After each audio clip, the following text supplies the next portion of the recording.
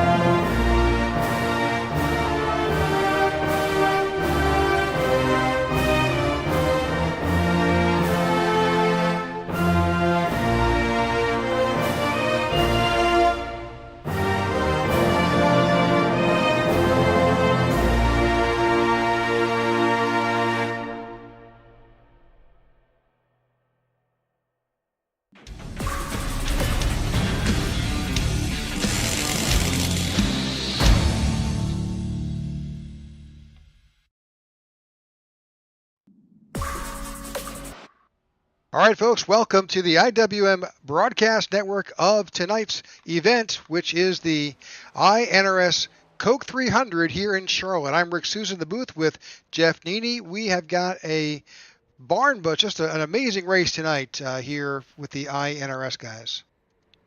Yeah, this is the longest race of the year. In real life, it's the Coke 600. But our guys are running 300 miles tonight, which is a long race, longest they'll run all year. So plenty of time for a lot of excitement. Yeah, right now we got qualifying is underway. We're taking a look at the drivers out there, and a number of drivers are putting some pretty smoking times tonight. Steve Tucker in that zero is put himself on top of the leaderboard with some great great numbers here. Yeah, there have been some real fast times in practice. I looked at one point shortly before practice ended. Every car was within a half a second from fastest time to slowest time on their best laps. And so it's interesting. That's going to be I think it's going to make it for a pretty exciting race tonight. Yeah, we are definitely missing a driver tonight. The leader right now, the point standings, is Eric Bombard, and I do not believe he's making it. He's had some PC issues, unfortunately, and he will not be. He's not in the race. Don't see him in the roster. I don't think he's making it tonight. That's going to put a dent in his championship hopes too, because things were starting to tighten up. And if he can't make it tonight, then he will score 0 points, and that's gonna hurt him. That's even worse than finishing last, I think. Yep. Well, qualifying is ended, and as soon as right now we'll go into a 5-minute driver meeting, and we've got a lot to cover while they're doing that. Then we'll bring you the current standings of, they'll bring you the grid. Absolutely. All right. So a couple of things to talk about. Let's talk about the standings right now in this series. So right now, we're just talking about Eric Bombard. He sits on top, but he's only got a 3-point lead over Lucas Gortman and only 9 points over Jordan Wenzel. They're both in tonight's event. Yeah, the top three is going to jumble up tonight, definitely. If Eric doesn't make it, then I think we'll see Lucas Gortman, and apart from some sort of issue early in the race, you're going to see Lucas Gortman and Jordan Wenzel pass him. We wish Eric the best. Hope he gets his PC fixed quickly and can get back in the running here. Absolutely. All right, so that's the standings. Let's talk a little bit about tonight's event. Let's grab that information and show you where we're at for tonight. Love the new graphics. The 2026 iNRS Cup Series presented by IWM Broadcast Network. We spare no expense to bring you the finest in graphic production here. That's right. So tonight we are at Charlotte. It is a 1.46 mile banked oval. Pit road speeds 45 miles an hour. It's a beautiful, what will be a beautiful night here. It's 83 degrees of air temps, track temperature is 95. It is dry and with no really limited wind impact at all. As you may or may not be aware, this is a fixed setup, which means every driver has the same configuration when he gets out here. They have plenty of tires, no fast repairs. If you break it, you own it. There are 200 laps tonight and 75% fuel. The keys to the race tonight. If these look familiar, it's because a lot of times in a lot of races, these keys end up being similar, if not the same, sometimes in different places. But first thing tonight, fuel strategy is important. You can see there the fuel window is about 42 to 45 laps. Well, they've got 200 laps to go, and a lot of their fuel strategy will depend on cautions. So we're going to have to keep an eye on that. If we have more cautions, then it changes the fuel strategy up considerably for these guys. Yep, there is a stage break. We're getting that information as we speak. There is a stage break at lap 66 tonight. So there's that going on. And that's even more important sometimes for some of these drivers for points. Yeah, so everybody will likely have to pit for fuel at some point during this first stage, and then that's going to set things up for what that second stage does. And that's where tire management comes in, because a lot of times 66 laps is a lot on a set of tires at Charlotte. So I don't know that we'll see anybody go that far, but who knows? Somebody may try to short pit and make up time in that way. Well, so from what we know to start with, they've got to have at least one green flag stop or one stop. I don't know whether we'll see how cautions fly. One stop prior to the stage. Yep. And then after we get on lap 66, we're anticipating, if all goes well, at least two more stops, possibly three after that. Yeah, and that's where pit strategy, our third key, comes in. All three of these are that you kind of interchange them all, because when you come in for fuel, usually you're getting tires. The timing on it is where the pit strategy part of it comes in. Well, that's dictated by how your tires are holding up, how much fuel you're using. If we're running green flag the entire way, which is what we would love to see, then you're not going to be able to go quite as far as if you have several caution flags in there. So they all kind of work together, but these guys don't have somebody in their pits calling all this for them. They're doing it on the fly while they're driving the race car. That makes it challenging, but these guys are up to the challenge, I think, Rick. I think so. They do it each week, and both here in this league and I'm sure in other events that they do run. So we've got I know we have just a few seconds left before we go racing here, but we do want to give a shout out. The sad news in the NASCAR community is that Kyle Busch, through some illness or event, has passed away at the age of 41. Our prayers go out to him and his family as they go through this trying time. Very, very sad situation. Brexton, their son, I think had a birthday about 3 days ago or so, and saw a lot of people on social media today reposting the birthday wishes that Kyle had sent to his son Brexton. Just so proud of him and his racing career, doing so well at such a young age. And to lose your dad at that point in your life is just so tough. So I agree with you. Totally lifting the Bush family up in our prayers and just trusting that they will find a way to make it through. Well, right now the drivers are getting themselves up onto the grid. We're going to go ahead and bring you that grid tonight. Right now, let's start with let's bring up. Go ahead and take it away. Steve Tucker in the pole position tonight. Great job, Steve. Had a great fast lap there during qualifying. Lucas Gortman alongside him in row 1. In row 2, we'll take a look at that and see that we've got the 85 of Dakota Reeder and Alec Dappin in the 84. Row 3, running a Kyle Busch paint scheme. Jordan Wenzel in that 8 car. He's not only got the Cheddar's Kyle Busch paint, but he's got the number as well. Tyler Lem in the 99 in the 6th spot. Row 4 is Brian Jones and Kian Shoddy. Row 5 gives us Eddie Musso Jr. and Jake Musso. Got 2 of the Mussos right there in row 5, doing a great job. All right, in row 6, you've got Brennan McKee and Garrett Walden. On the inside, you've got Corey Ennis and Grady Gherkin to the outside. Row 8, we've got Brady Boatwright and Scott Thomas. And in row 9, you've got Jeff Ramsdell and Joe Torres. Finally, in row 10, you've got Vince Burns and Shane Trotter. Row 11, we see Matthew Wheeler and Tony Japs in the 42. Little rowdy tribute there in Austin Walton in row 12 alongside Mike Wheel. And last but not least, row 13, Zach Carter in the 5 car. And that is our starting grid for tonight as the cars get ready. Pace car is going to make one more lap, it looks like.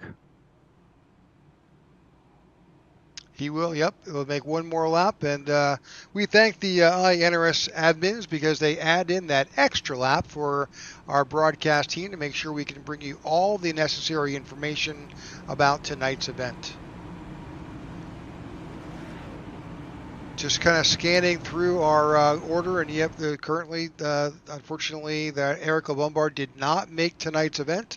So unfortunately, he is not going to be able to make it. That's going to be again a challenge for sure. In that front row there, you see Lucas Gortman in that 6 car with a tribute to Kyle Busch, that M&M's paint scheme that we have seen around NASCAR for so many years. And Kyle Busch was one of the drivers that made that theme so recognizable.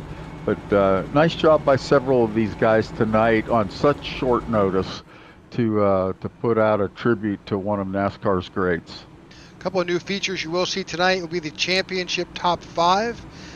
You see the 58, he is not racing tonight, but that will bring you where the current champions are in their order and then what position they're actually in on track. That's a new feature we bring to you tonight, as well as we do bring you some telemetry of each driver. So we'll have that as well. So a lot of new features in tonight's broadcast package. Pace car is off.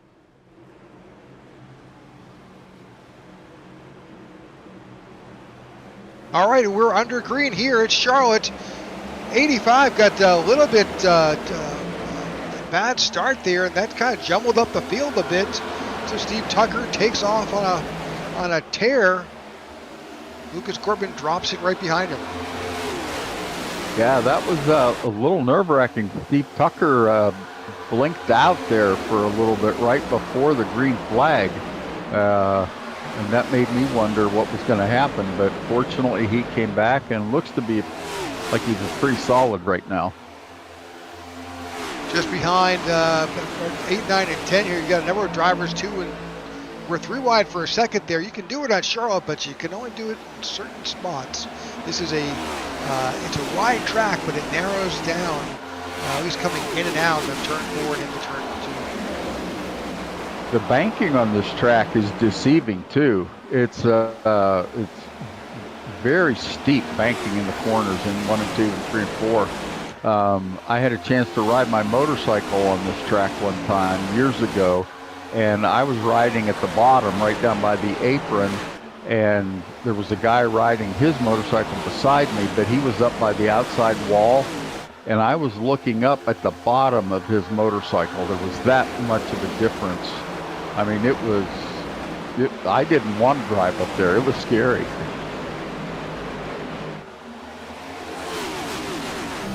Somebody into the pits already there. It's like Steve Tucker, our pole sitter. Yeah, he that blinking issue must have come back, I'm assuming, or else I heard somebody talking on the radio about a black flag. They have to serve a penalty from a previous race. It's possible. Just a guess, not sure. We'll see how it all goes. Yeah, sometimes when your car blinks out, too, iRacing loses track of you, and then all of a sudden you're not where they think you are, and you could have gotten a penalty for that. Yeah, iRacing will step in. All right, so here we are. Currently, we do have a stage at lap 66, 5 laps already in. A battle up front between Brian Jones and Lucas Gortman. See Brian Jones taking that high line, Lucas Gortman to the inside. Yeah, you're telling a story about these banks at this track. We came here last year for their Christmas at the track event, and my wife's car was not happy as it went up and down the banks. It was really, we actually had to take it into the dealership because it was, we failed to tell it that we were going off-road. Once it felt those angles and the steepness of the banking, it was not happy. Gerta was not happy. Oh boy. Gerta's name is hard, not my wife. I'm glad. I'll bet she's thankful too. Yeah. All right, Brian Jones out in front, your new leader here. Brian Jones is up 6 spots.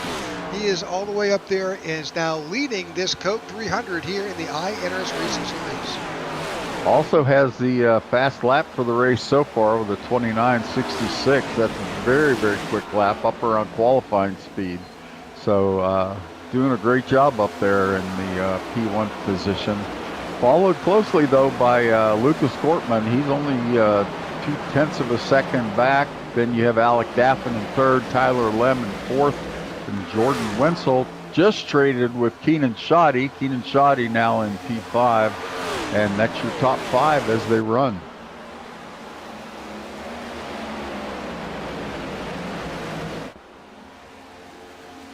A pretty single file there at the beginning, but boy, you get back there a little ways, and a lot of 2-wide racing, a lot of passing attempts going on a little further back in the field. Zach Carter, Vince Burns, Tony Japs mixing it up a little bit back there. They're running in 16th, 17th, and 18th right now. But sometimes on Charlotte, your best racing is mid-pack. Yeah, one of our viewers pointed out that the zero with Steve Tucker on the start apparently blinked as he went, and that caused iRacing to flag him as going early. And that gave him a black flag. Oh, man. That is a tough break for him. Yeah. Well, we see that again, as we've talked about before. This is a simulation, and you're connected via the internet, and your connectivity is critical. We face the same challenges here in the broadcast booth. We're pulling in information from iRacing, and then we've got our rig, and we've got to have a fairly stout internet connection to not only watch the event, but to then push it out to our streaming services. So we fully understand the pain of what it takes to do this and stay connected at the speeds that these guys have to maintain in the connectivity. So yeah, always a challenge here. Yeah, fortunately for Steve Tucker, he did not lose a lap, so he is still on the lead lap, about 20 seconds behind the rest of the field, which that's almost a lap, but still not quite, 2/3 of a lap anyway. And so I think we'll see him at some point in time be able to get back up and catch up with the rest of the field, hopefully either on a pit stop or through some pit strategy, fuel strategy, things like that. But Steve will be working hard tonight to earn his spot. Well, the good news is for Steve, and you've really got some options there. If a caution comes out, or even at the stage, if you hang tough, you'll be in good shape. He hasn't lost a lap. He's just at the tail end of the lead lap. He's back here all by himself, but he is. Let's bring up that track map.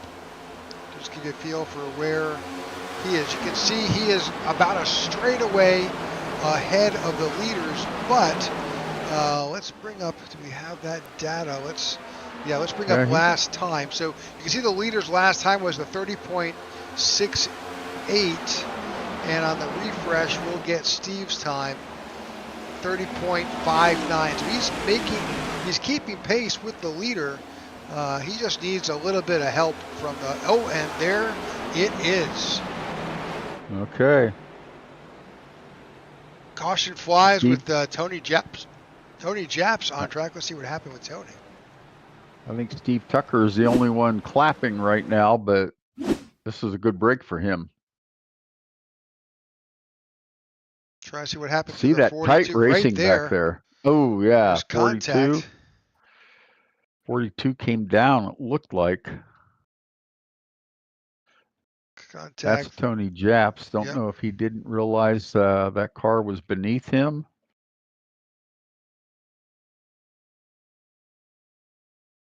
May not have a choice. Let's kind of. There's the 9 right behind him, 26 down low. No contact, and then there's that contact across the nose of the 26. Yep. At 26 is Eddie Musso Jr. there, and sends the 42 around. Yeah, it's hard to say from that angle, but it looked like to me anyway that he just didn't know Eddie Musso was down there, and drifted down a little bit, and that was enough to send him for a ride. Fortunately, he did a great job keeping it off the wall. About half the field has elected to head down onto pit road. You see pit road's fairly busy right now. A lot of drivers on pit road. Well, 16 laps in, that's probably not going to get them to the end of the stage, but pretty close. Yeah, be very, very close. If they get a caution, another caution, that may work out for them. Yeah, 16 laps in. 16. Yeah, pretty close. It could be interesting. Yeah. Well, we thank you all for tuning in tonight to the IWM broadcast of the iNRS Cup Series. Tonight we are at Charlotte for the Coca-Cola 300 here.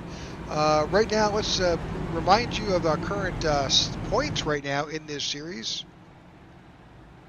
Erica Bombard, who was not able to make tonight's race because of a PC issue, that has kept him out, but we can bring you also the current champion information. Right now, Lucas Gortman is on top, and he's currently leading, so a lot going on here, and a lot on the line.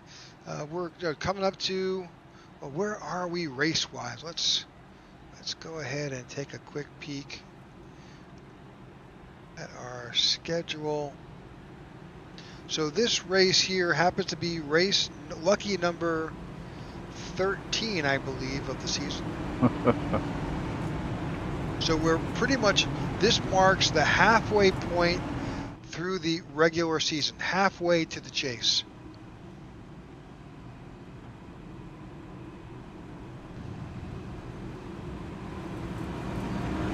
Six events in the regular season, and then obviously the chase brings us 10 races at the tail end of the season. Lights are off on the pace car as the cars are coming down the backstretch. by that huge video screen that you see there. Boy, that thing is amazing to watch during a race if you're in the track. Just that big, bright, beautiful picture. It's tempting to watch that instead of watch the track sometimes. It is as big as it looks here in real life. We can attest to that for sure.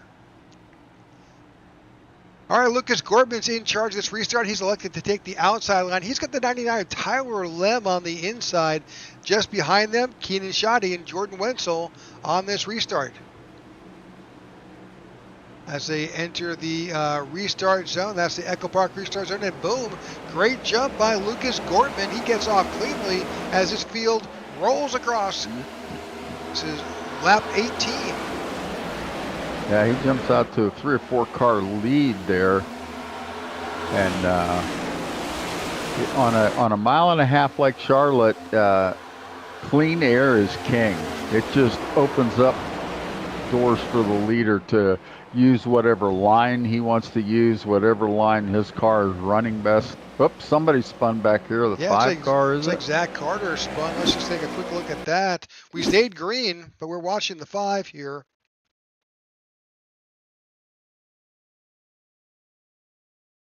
Oh, looked like he hooked the apron there coming off the corner. Yep. Great job keeping it off the wall and keeping us green.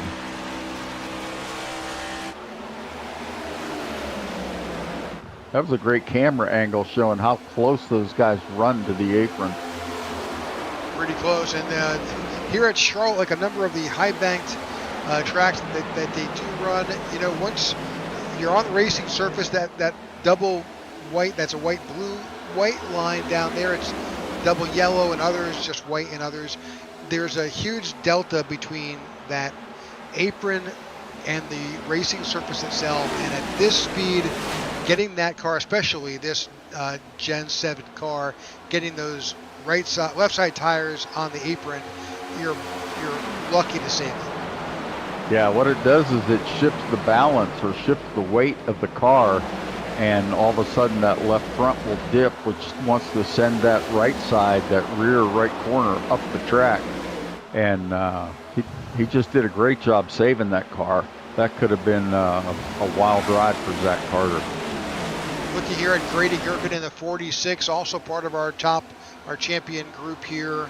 Grady Gherkin is currently right now, he is 4th in the standings. He's running currently 9th. You see Joe Musso is up there. I'm sorry, Jake Musso. He's currently in 7th. He's 5th in the point standings. He's right there, just outside the top 5. Yeah, and Grady Gherkin's times aren't bad. He's running pretty close to the pace of the leaders, but when you're all running the same speed, it's tough to make any grounds. Field's beginning to stretch out a little bit here. 23 laps in the books, about a third of the way to our stage break.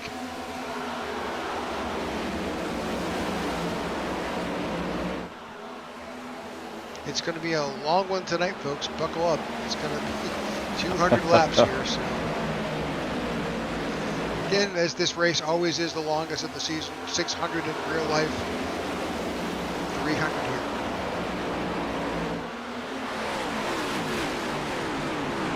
That always brings up the bathroom question. What do these drivers do? When you're getting up to about lap 190 and you're feeling the pressures of driving, but you're also feeling other pressures as well. Hey, if you gotta go, you gotta go. Yep. Good battle in the back here. Can't tell. It looks like right behind Garrett Walden. Where are these guys at? Oh, that's in 7th and 8th. Looks like Corey Ennis and Jake Musso having a great battle there. Yeah, their battle right there. You got the 27 up high. That's Corey Ennis. Jake Musso down low, the 25. Corey is trying to get around.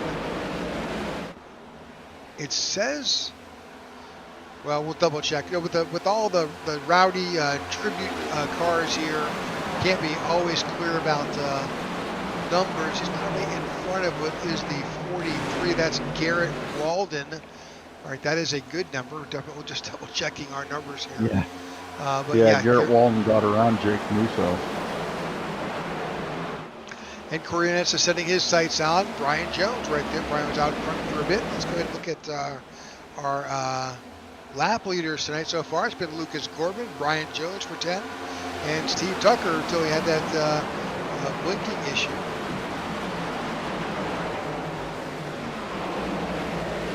But Steve Tucker, just to recap with Steve, he now finds himself up to 14th. So making some good moves getting back up to the front. Yeah, he is. He's, again, running almost identical lap times to the leaders. So the further he gets up in the field, the harder that battle becomes because cars running the same speed. It's very, very difficult to pass. Watch you battle yeah. here between the 9 of Austin Walden and Mike Wheel. They're battling for position.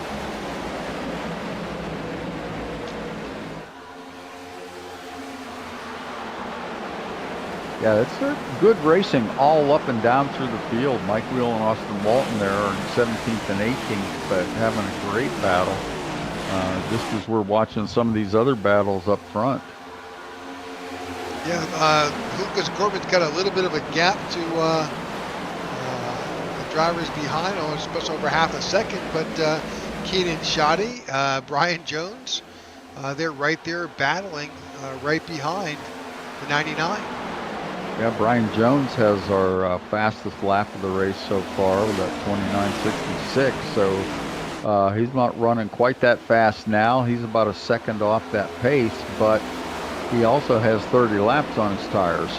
So you've got to be careful not to abuse your tires too early. And these guys are masters at being able to get speed out of a car while not abusing their equipment at the same time.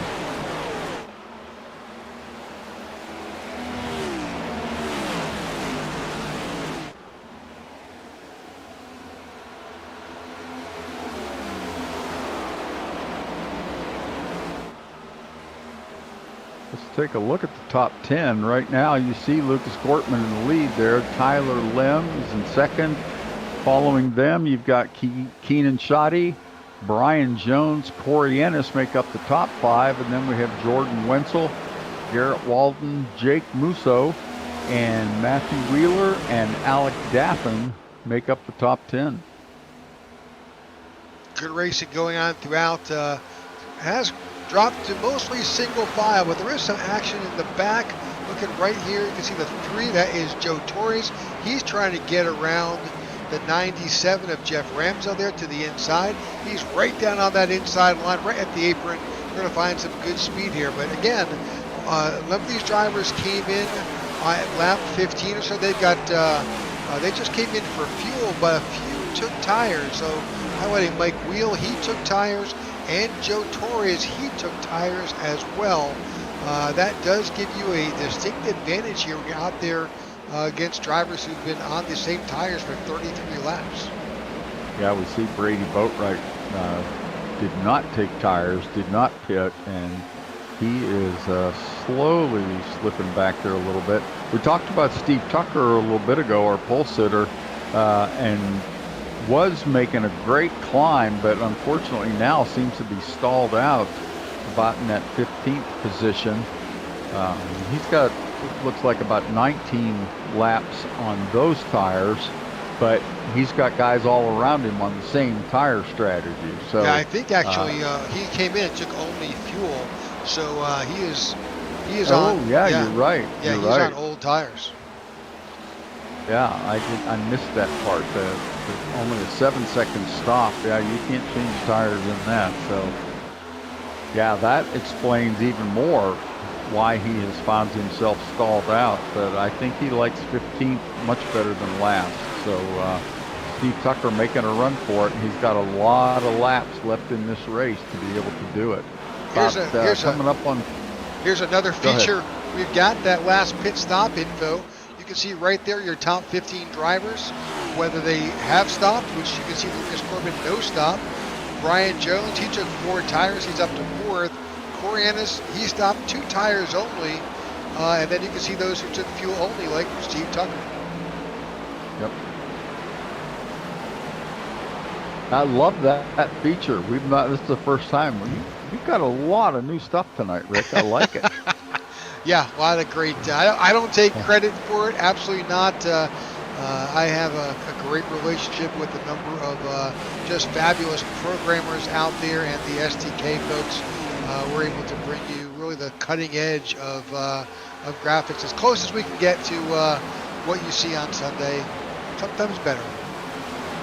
Well, keep watching this channel, folks. You'll always get to see things first here.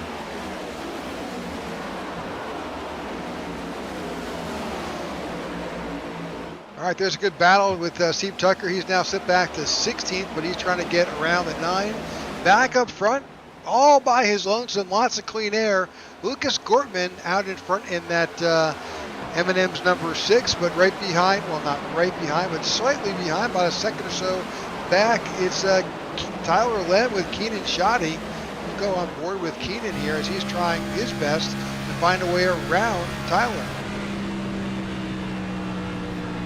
I love these in-car looks that you give us. And there you can see a great example of 2 cars taking 2 entirely different lines. That lead car down on the low side, Keenan Shoddy's car on the top, running right up against the wall. Let's see if they do the same thing in this corner. Absolutely. More of a middle line as he goes through turn 1 and 2 there and heads up the backstretch. Tucks in, you can see him advancing and gaining on that car. But just not enough. Yeah, and both these drivers, the 99 of Tyler Lem and the 45 of Keenan Shoddy, they're in the same condition. Neither of those drivers stopped around the last pit stop, and around the last yellow they stayed out. So they're working hard to stay. They're just 26 laps away from the stage. You can see Keenan Shoddy just lifting just ever so slightly before that he gets to Tyler Lem's bumper, and Tyler Lem just gets that little bit of an edge going into the corner. Oh, and speaking of what just happened to Lucas Gortman, Lucas Gortman's on pit road. Well, he's making his stop now. We said everybody had to make one. Yep, and Lucas Gortman, we're on lap 41, so Jordan Wenzel, we're going to see all those cars come in. Yeah, sorry, talking over you. Wenzel, Wheeler, Thomas, Carter, Gortman, all in pit. Yeah, when we were talking about early before the race, we were talking about a 42 to 45 maybe lap window, fuel window, and these cars coming in on lap 40. So they know where they're at, fuel strategy, and how much fuel they have left in the car. So they knew it was time to come in and Keenan Shoddy's due in. You can see that telemetry right there from the 45's car. He's got that fuel pressure light's probably blinking on him. He knows he's got to come in.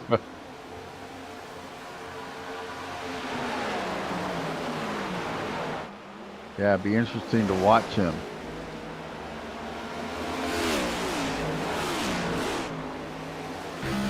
My guess is he'll drop down to that inside lane coming into the corner here. Oh, no, he's going to stay out. He's squeezing every possible lap out of it. Boy, I'll say. But Garrett Walden now on pit road. Jake Musso is leaving pit road. Zach Tucker's on pit road. There's only 2 drivers who have yet to come in. Brady Boatwright back in 8th, and your leader, Keenan Shoddy. Now the real strategy call is, what are people going to do at the stage break? These guys that are pitting now on this late pit cycle, they're only going to have 20 laps or so on their tires, 24, 26 maybe. So my guess is you're going to see everybody pit at the stage break, but you never know. Somebody may stay out there and in hopes of a early caution.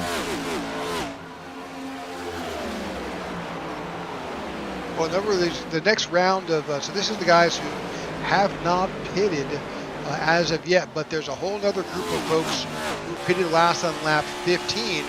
That puts them, if you just use our math, that they are going to be right at lap 60 or so before they need to come in just before that that stage break. So they're hoping for another caution apply. Yeah. Right now, we just have 2 cars that have not pitted yet, the 45 of Keenan Shoddy and the 89 of Brady Boatwright. They are both running on fumes right now. We know they're paying attention to their fuel situation, so I'm going to guess we're going to see them come in here any time now.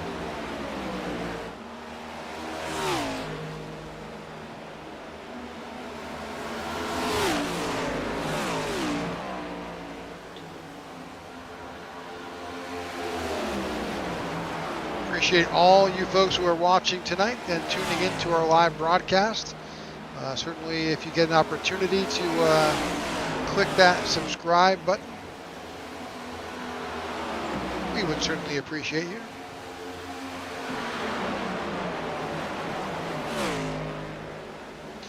Well, with that, Keenan Shoddy he's got 48 laps on those tires. He basically allowed the hard-charging Brian Jones, who came in at lap 15, to just go over. So good for him.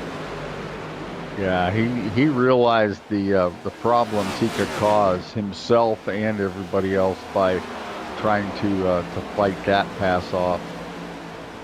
When you don't have much left in tires or fuel, it's time to just drive and not race.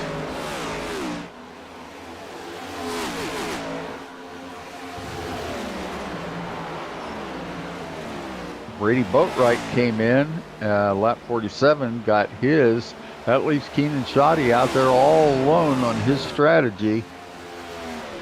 So let's see what happens. I have no idea how he's doing it. Our telemetry says he is dog paddling that car. Let's jump on board. Let's see what we can see or hear. Is he coasting? Yeah, there he was redlining. So he's shifting on that back straight.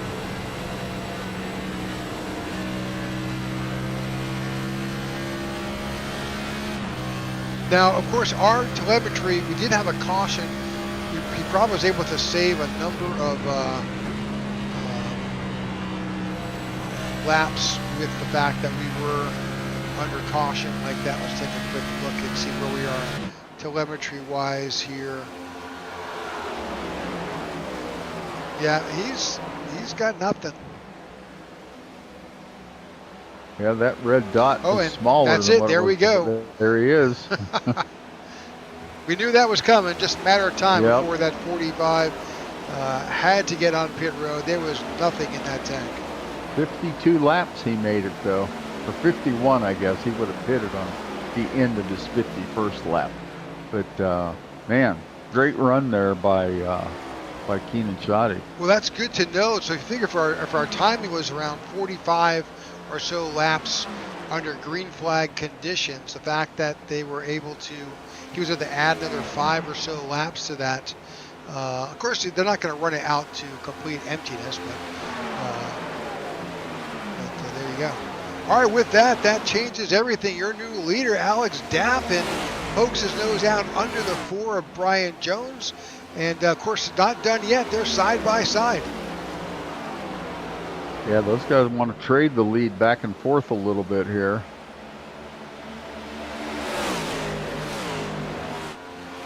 Oriana's tight on them as well. They're putting a 3-car battle up front.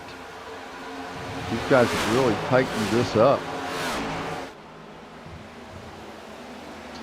Overcast conditions at the track. Track temperature is 93, dropped a little bit or so, or still pretty warm, but nice day at the track. But even nicer, the track is this battle that's up front here between Alex Daffin and Brian Jones. They're trading it back and forth. Alex Daffin finally gets around and puts that 4 in front of the 84. It puts the front in front of the 4. Gosh, I can't talk. But that battling amongst those two drivers has allowed Corey Ennis to put himself right there. Yeah, a little further back in the pack, Steve Tucker has inched his way forward, doing a great job of hanging tough and staying in the running. He's up to 13th. He was 12th just a moment ago, but he and Eddie Musso are running neck and neck right at the moment. All right, so because of the way that the drivers who did not come in, they didn't come in until after lap 40-ish. You've got a number of drivers, 15 drivers who went in at lap 15 or 16. They're currently on the lead lap. Everybody who just came into that green round of green flag pit stops, they're now sitting, a lap back. Yeah, 10 to go in the first stage of the race here. So this round will be over quickly, and boy, it looks like these guys are going to try their best to make it. See what happens. The one thing you don't want to do, though, is run out of fuel. Right. Let's go ahead and just, worst thing. I'm just going to try and get some telemetry from go ahead. Alex Daffin's car.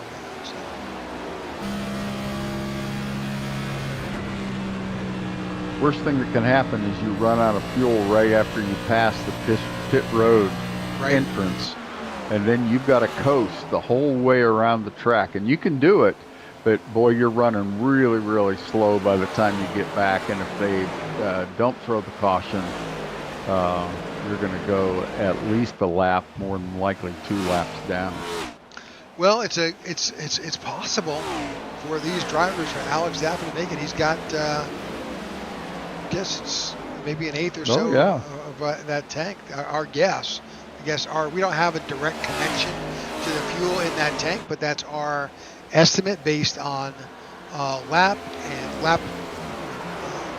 average laps here at Charlotte, as well as the factor of that caution flag that was thrown, and the fact of the fact that we were watching Keenan Shoddy ran a bazillion laps. Yeah, he did. So 51 laps with the caution was possible. So now putting that same factor into Alex Daffin's car, he's probably in good shape.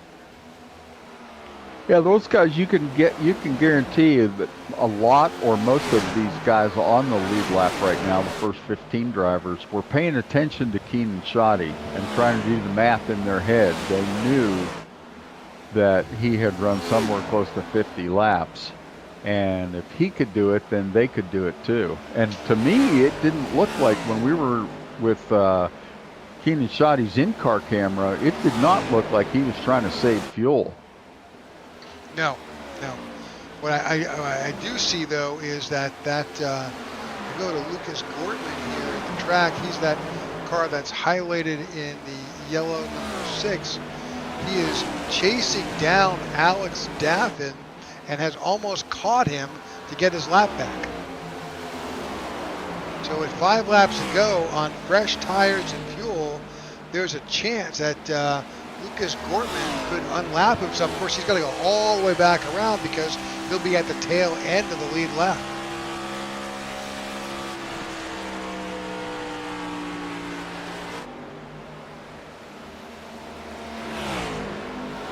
If he can do that, though, that'll give him the advantage of being able to pit with the lead lap cars. Mm-hmm. Absolutely.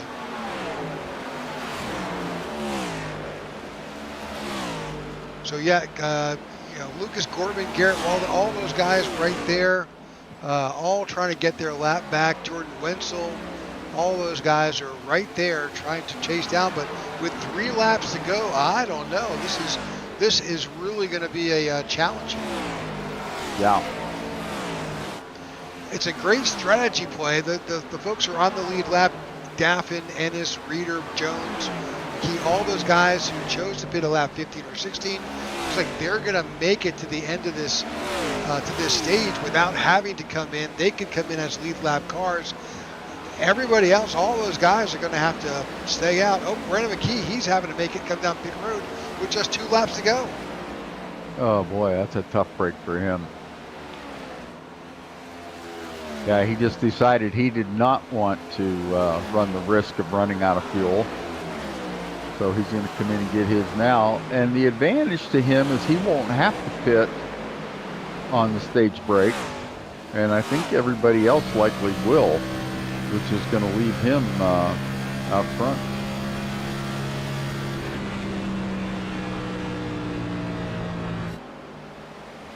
Or at the worst would give him a waiver round. 1 to go here. We're watching Alex Daffin here, currently on the backstretch.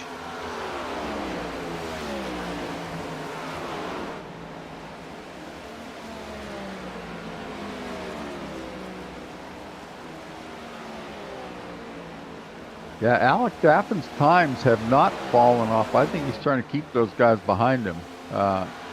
His lap times have not fallen off as much as everybody else's have. Nope. So we'll see how this whole strategy plays out here now that the stage is over. But Alex Daffin will win that stage. I think Corey Ennis will come in second. Possibly Dakota Reeder third. Stage points awarded to the first 10 that crossed the line. So that pit stop strategy was one of our keys to the race, and it paid off in stage points to these top 10 drivers. Yeah, and if you don't think stage points matter much, take a look at this. Eric Lombard, 60 stage points. Lucas Corbin, 64. Corey Ennis, 50 stage points down there in 7th.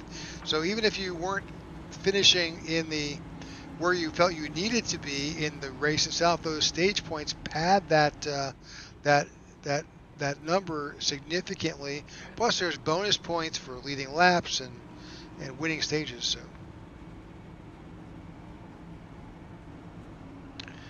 all right, let's go back and bring up where our champions are sitting right now. Our top 5 in the points again. Eric Lombard did not make this race, and with this shakeup with the pit strategy. Currently, Gortman is back in 16th, Wenzel 22nd, and Musso P18. But Grady Gherkin, he's sitting in top 5. That would be good points for Grady. Yeah, that's a big win for him.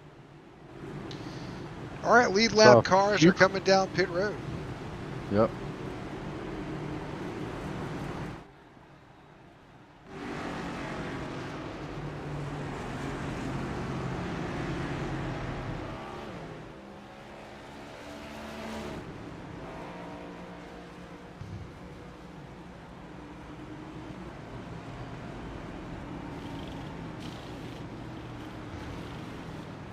Pretty much every driver we expect to take 4 tires and a full tank of fuel. You see Steve Tucker here making his pit.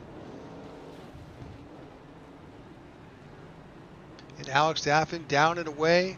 Big winner there, I think, is Dakota Reeder. He put in a smoking time of 14.20 on pit road. That is a monster time. Wow.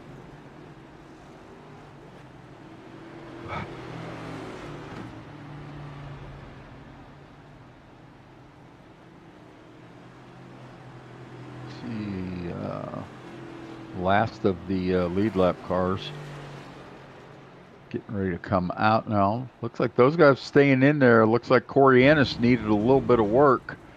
He's over a minute in the pits. Garrett Walden wasn't, he was only 15-second stop, so that wasn't too bad. But Corey Ennis spending an extended time in pit road. Now he's on his way out, but spent a minute and 11 seconds in the pits. That's going to hurt him position-wise.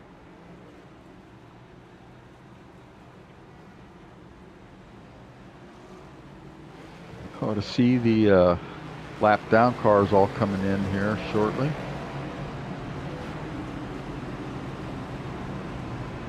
Well, I think they, here we go, we get the wave round here.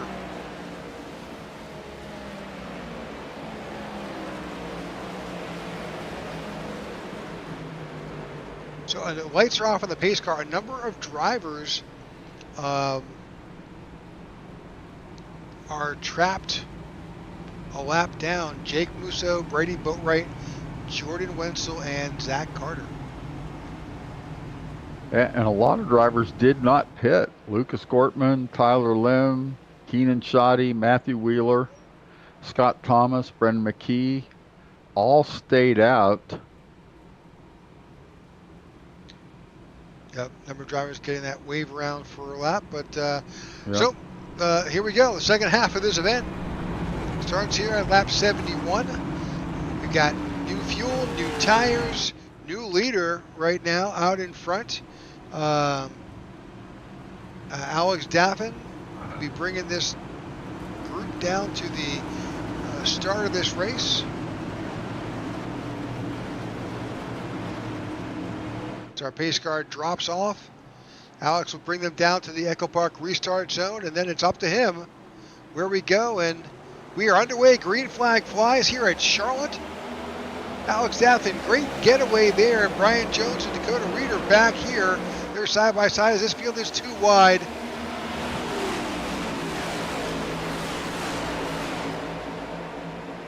We're back in the field, and contact with the wall there.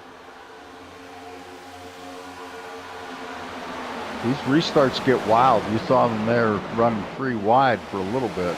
Yeah, that was the 99 of Jeff Ramsdell who ate the Saberberry there for a bit.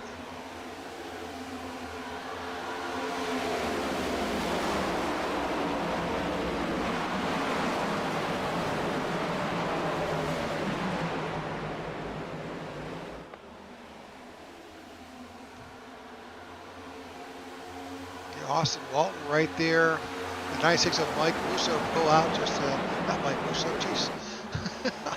I was trying to say that was Mike Wheel who poked his nose out there. But Alex Daffin's got a rear view mirror full of that for Brian Jones.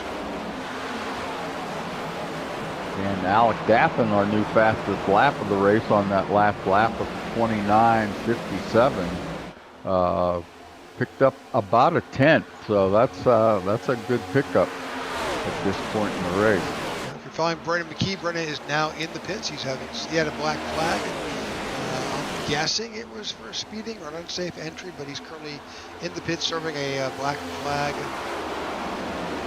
penalty, my assumption is.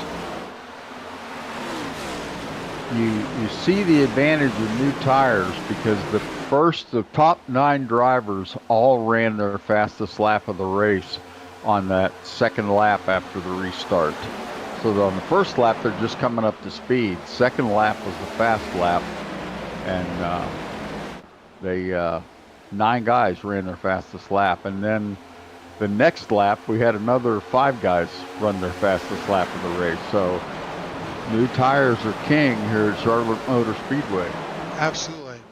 Track has cooled off a little bit now, down to air temp is 77, track temp is 90, so a little bit cooler here, a couple degrees.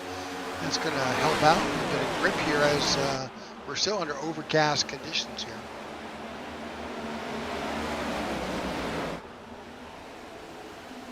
Brendan McKee into the pits for a stop.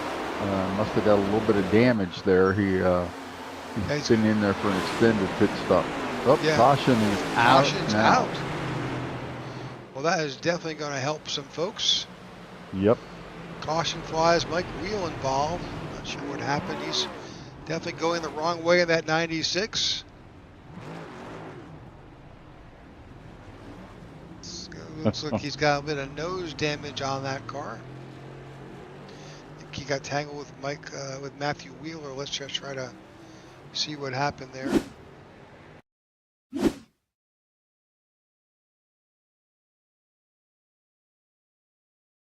We're watching the 10 of Matt Wheeler and the 96 of Mike Wheel. Oh, let's back that up just a second because I think Mike Wheel got caught up with Steve Tucker there. Let's just so you see the 96 is that black car to the outside with the pink fascia, and then just a little bit of contact, I think, with came down across the nose of the zero. Thought he was clear and he wasn't. Right there, you see it get a wiggle, and then it goes around. Right through Humpy's grass. And then there is some contact, big contact actually, with Ooh. the inside safer barrier. Takes him back up the track. Luckily, doesn't appear that there's any cars are still coming by. He stays there. It's wise move. Yeah, Okay. both those guys in the pits right now, and both of them having work done. Yeah, the 96 is showing a meatball flag. That means he cannot continue until that damage has been repaired. So caution flies for the third time tonight here in Charlotte at lap 77 for really a two-car incident there. But unfortunately, Mike Wheel took the brunt of it. So a lot of guys in the pits right now, guys that were running up front earlier: Garrett Walden, Lucas Gortman, Tyler Lem, Keenan Shoddy, Scott Thomas, Shane Trotter, Beatty Boatwright, Matthew Wheeler, Mike Wheel, all in the pits right now. Zach Carter, what I was started to say was still in the pits, but he's back out now as well.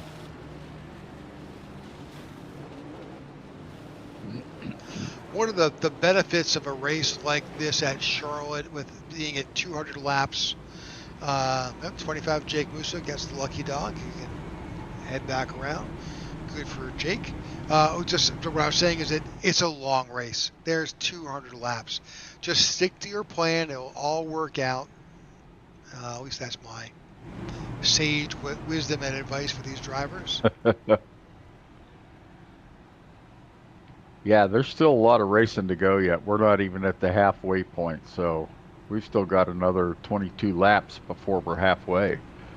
So there's a lot that can still happen, good and bad. Yep. We hope it's mostly good. Good racing so far. They've been really surprised with quality of racecraft out there tonight for sure. Yep. Yeah, I had a few guys go back in and pit again. Shane Trotter went back in, Brady Boatwright. Those guys getting some work done on their cars. Matt Wheeler, Mike Wheel still in the pits right now after that little tango that they had. So now most of our cars are on similar strategies now. There's only about a 9-lap difference between the guys that pitted at the stage break and the guys that just recently pitted. So they're going to be back on very, very similar strategies now. Jordan Wenzel, unfortunately, I think he's the first car a lap down. So he is poised to be able to make that up. He pitted last at lap 67, which is the same for a number of leaders. There's another crew, about 10 drivers who pitted here at lap 77 under this caution. So we got a couple different fuel strategies at play here.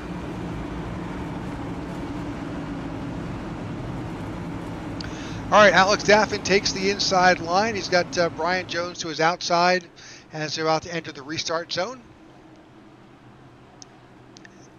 Daffin leads them to that zone, and we wait on him. And here we go. Middle of the restart zone. Off he goes. Joe Torre is right there on his bumper. Timed that perfectly. Now those are teammates there. Alex Daffin, Joe Torres. You can tell there's a little bit of teamwork happening there for sure. A little team orders when to go under that on that restart, and that worked out perfectly. Joe Torres right there, slipping in to number 2. Yeah, great teamwork there. That puts Brian Jones down in 3rd. Grady Gherkin right behind him in 4th, and Grady Gherkin just goes around Brian Jones to take 3rd spot. Steve Tucker, we've talked about several times tonight, our pole sitter who had to go to the back for a black flag and now has worked his way back up to 5th. He is on the same strategy as everybody around him. So I think you're going to be seeing Steve work his way slowly but surely up even further. Going to be a good turn. Luckily for him, that incident happened beginning of the race, gave him many laps to catch up, and a lot of fast laps on that last lap too. Absolutely. Laps that were qualifying speeds. Yeah, absolutely. Biggest movers in the race so far, Joe Torres up 16 spots, as well as Austin Walton. Tony Jabs finds himself on that list. He's up 14, up to 8th. Grady Gherkin in 4th. He's up 10 spots.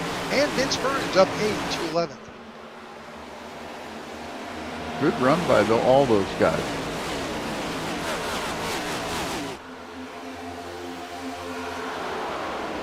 Battle up there for second and third still. Brian Jones and Joe Torres. Brian Jones got it back from Torres, but Torres isn't giving up. No, he's not. Well, actually, he is. Right there, he No. well, the four finally put it together, found the right spot, and got around the 3 of Torres to take over second. That puts Grady Gherkin in 4th. He's got Joe Torres to deal with there. There's a big gaggle of cars right here. You can see the triangle. That's the 42. Oh, contact with the 55. There's still contact. He's going to lose it up in the wall. Holds it, but he's still. That's 55 with Vince Burns, but we're still going forward. No caution.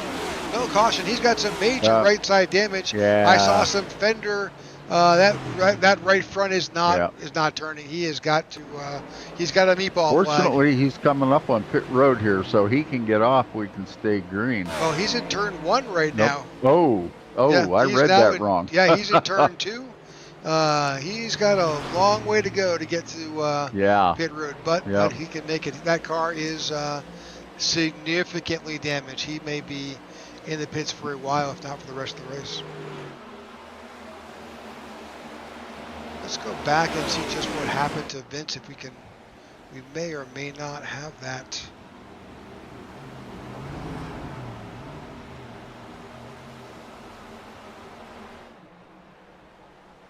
He makes it to pit road. We stay green, which is a great thing. Let's see if we can see just what happened to Vince here.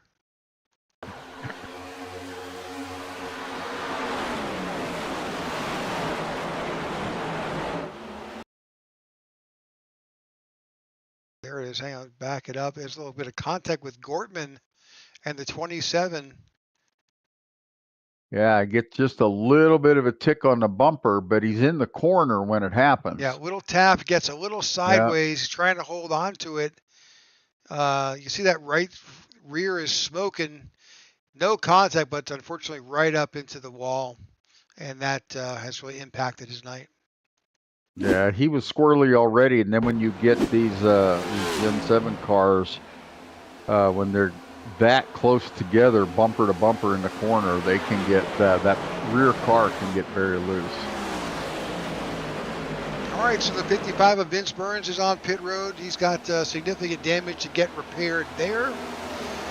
Alex Daffin out in front. He's got Brian Jones about a third of a second back behind him. Joe Torres in 3rd, Grady Gherkin in 4th, and Dakota Reeder finds himself in 5th.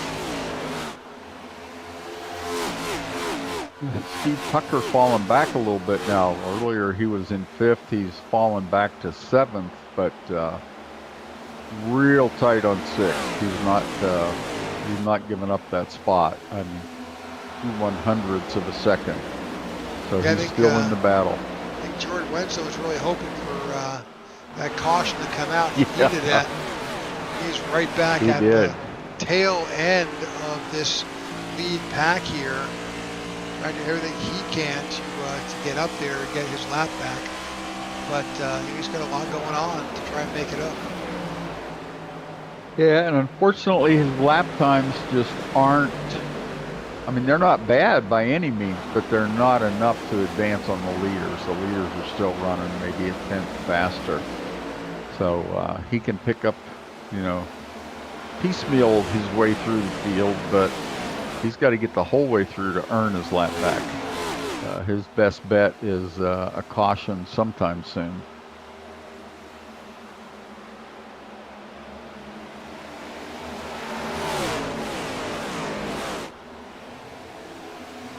we've got 2 cars battling for that lucky dog position that are a lap down. Jordan Wenzel we talked about, Brady Boatwright also in that same boat, but he's running about 5 seconds behind Jordan Wenzel, so it's not going to be easy for him to make up that gap on a car as fast as Wenzel's.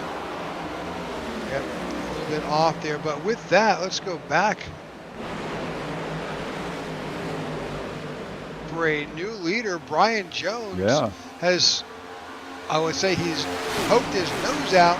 He hasn't officially made it around, but he is door to door with Alex Daffin as these guys are battling for the lead here. This is lap 93, 108 laps to go, but we're almost at the halfway point.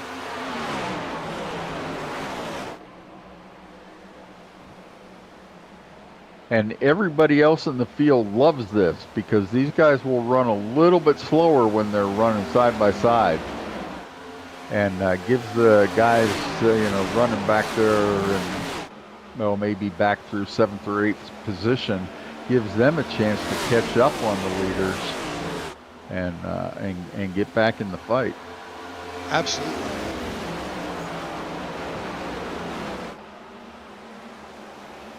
So Alex Daffin and pretty much the top 7 pitted last on lap 68. Based on what our telemetry says, they have got to probably, they'll make it to lap 122.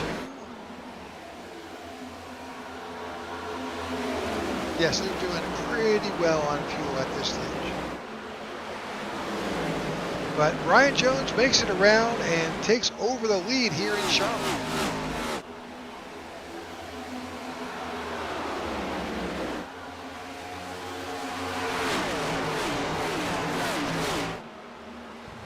Yeah, we're at the point right now where it'll be interesting to see what how the strategy plays out. These guys that pitted in that second group on lap 77, they can run longer.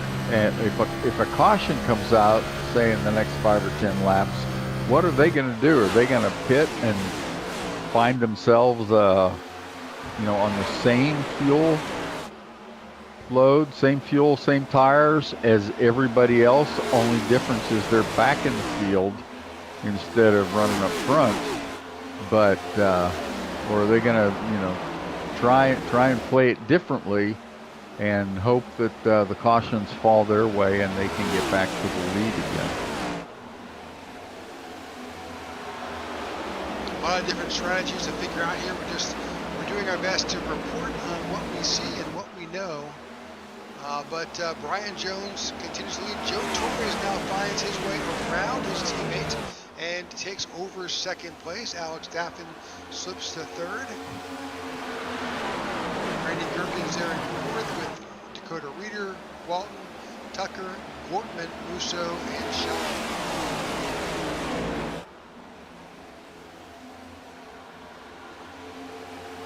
Jordan Wenzel, he is currently 1 lap down. Now he pitted on lap 67, so he's kind of on the same strategy as Brian Jones.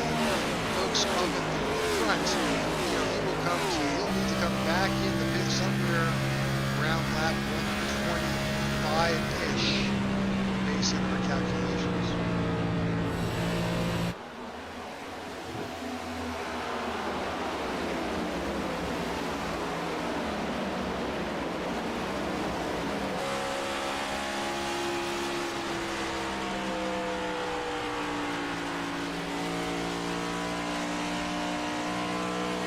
See how close those guys get to that white and blue line down there, but boy, they do not want to step over.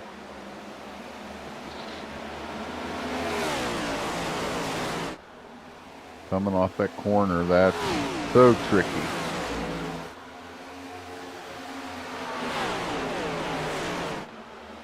The racing so far, Brian Jones out in front. This is leader information here. Alex Daffin, 38 laps left. Lucas Corbin, 27. Brian Jones, 26. So big, really big work here by Brian Jones and that race team. Yeah, Lucas Gortman led a lot of his laps early on and was one of the drivers that stayed out at that first caution. Brian Jones, Joe Torres, and Alec Daffin and others pitted at that point.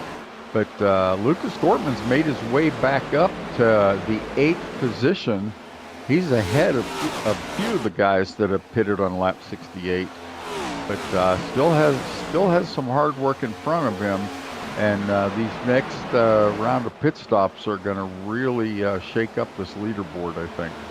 So battle of teams up front. You got KBR Motorsports. That's Brian Jones, the clear leader, sitting 1 to 4. They've made a sandwich out of the WLT2 drivers of Joe Torres and Alex Daffin there. So battle of two teams up in front. That's hanging out in the back. Brady Gurkin right there in 5th. His teammates, not a lot of help right at the moment. You got Garrett Walden back in 14th. And we know where Jordan Wenzel is. He says trapped the lap down because of that round of green flag pit stops and that caution that flew. So back there, and then obviously Lucas Gortman here is battling Austin Walden.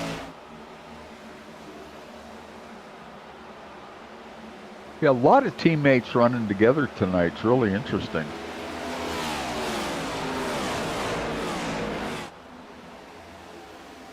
Well, you know, it's a long race and probably doesn't hurt to be around friends, that's for sure. Yep.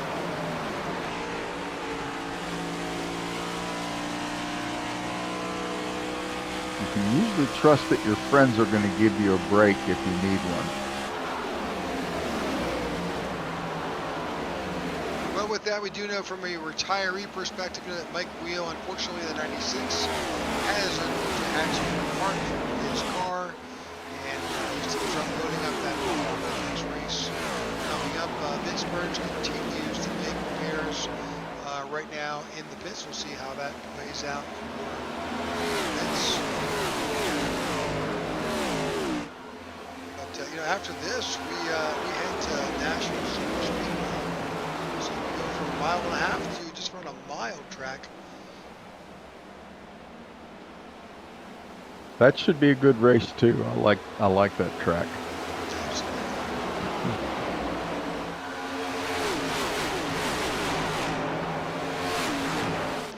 All right, Lucas Gortman is on a tear. He is coming up to 7th now. He is right now trying to battle between Austin Walton. He's got Steve Tucker ahead of him. He just got around Grady Gurkin there.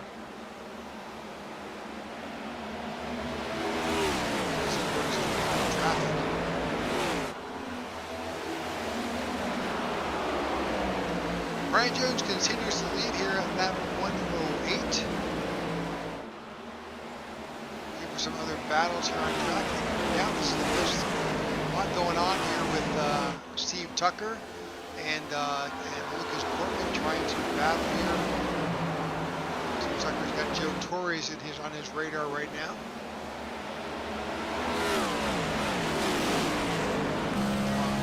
Lucas Gortman, see what's going on out his windshield.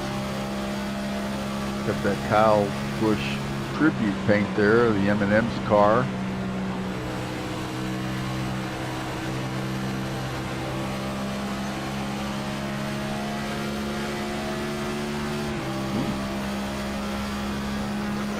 By the 9 of Austin Walton there. Yeah. We can see the speed that Lucas had, and he was able to come right back up and just really got something going on here. Just watch the difference here. I see that's off a little bit later than the 9 does to get a little bit better run. The 9's low, gets a good move off the corner, but Lucas Gortman's carrying so much speed in that backstretch. He's looking for a place to use it, and here he tries to go inside to get around the 9. Yeah, and the 9's not having it. You could see him come down and say, no, you're not getting the low spot on me. Oh, and he's got the 3 to the outside, which almost looks like a block. You know, it's not intentional, but let's get that 3 to the outside. The 3 did brush the safer barrier. Not good for the 3. That's going to scrub up a little bit of speed here.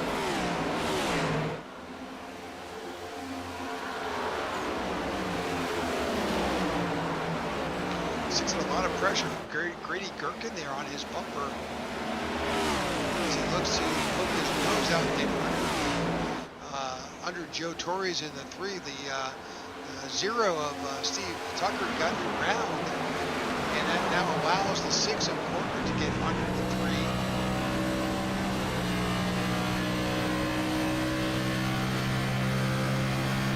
That's a great angle there. You're seeing pretty much what the driver sees. Boy, it just looks like the racing's getting darker and darker. I think somebody forgot to turn the lights on Charlotte Speedway. I think they did come on, but you know, if you've ever watched it in person, they turn the lights on early because it takes a while for those lights to actually light up the track and warm up.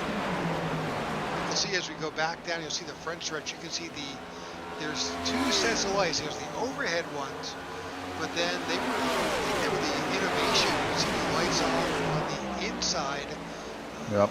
Inside safer mirror that light up the track at a different angle.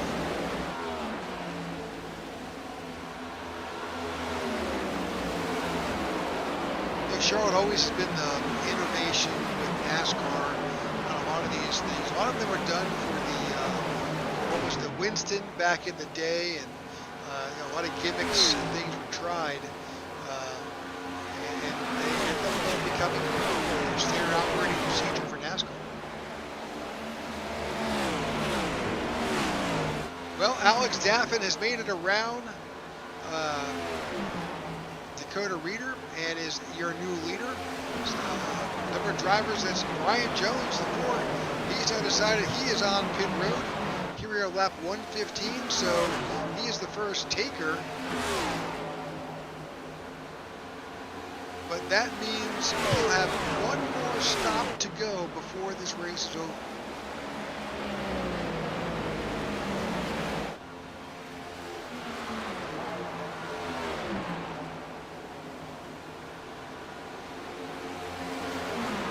Good pit stop by Brian Jones, 14:68. That's a very, very fast stop.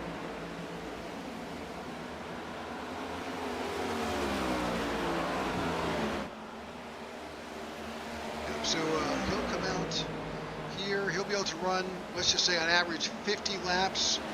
That puts him at 166. He'll come back in for his final stop, and that's good timing on for that number 4. Yep.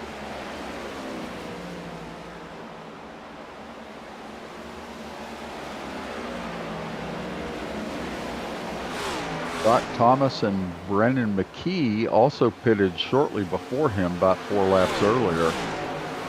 So they could be playing that same strategy. They're, well, 110. They've still got.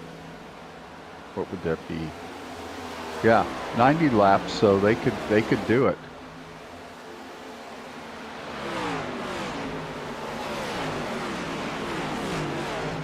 Or you can see by that stat for last pit stop infill, Alex Daffin. He's last since time he's 50. So there's a top 10 drivers really haven't come in yet. Brady Boat right now finds himself coming into pit road, but they're coming up to 50 laps on that last set of tires and fuel.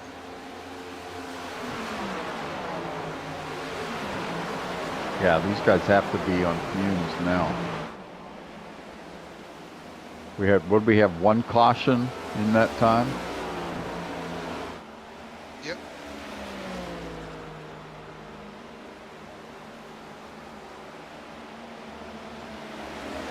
Right now, drivers on pit road. Just right now, Brady Boatwright. He's finishing up and getting out. Respectable 15.1 time on pit road. Jeff Ramsdell now is headed towards pit road.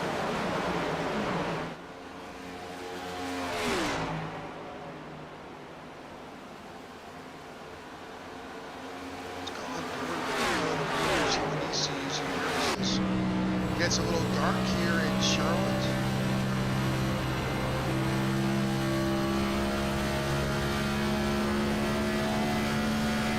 27 of Corey Ennis getting ready to pit.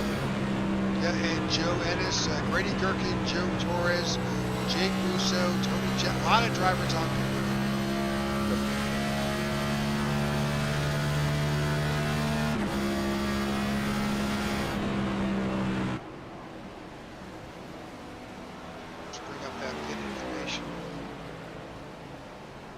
Musso, Japs, Ennis, Torres, Reeder, Gherkin, and now Reeder on pit road. Number of drivers coming in.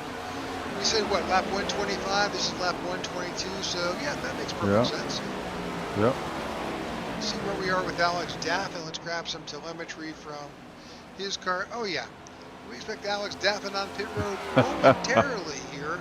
Yeah, I think so. He does not want to give up that lead position, though. Oh, here he It's is, though. so nice running out front. Yeah, but your gas tank's going to dictate when you have to pit. That makes Tyler Lim our new leader. Kenny Shoddy second, Garrett Walden third, and those and fourth, Shane Trotter's fourth. And those guys still have probably another 8 or 9 laps they can run. Yeah, they pitted last on lap 77. Jordan Wenzel, he pitted last on lap 67. Here he comes down onto pit road.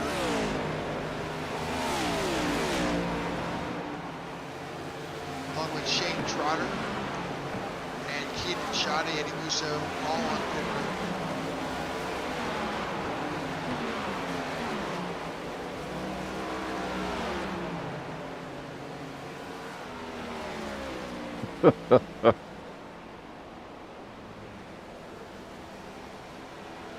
Driver just came on the radio and asked for somebody at Charlotte Motor Speedway to pay the light bill.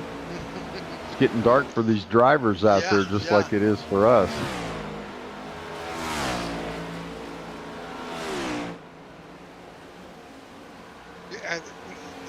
I say that only I know that it happened when the last big update from iRacing came out, the last big one, that one of the things they struggled with was keeping track lighting. The light levels just never returned.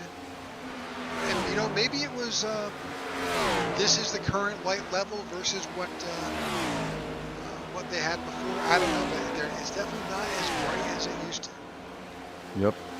Yeah, you can see there's a great shot that shows all the lights on, but it's like somebody has the dimmer switch pulled down to about half. Well, Garrett Walden holding on there in that lead spot, does not want to give up that lead until he has to. Yeah, he's got definitely 4 or 5 laps, I think, on fuel. And based on that, you know, he has got he's the only car on the lead lap right now.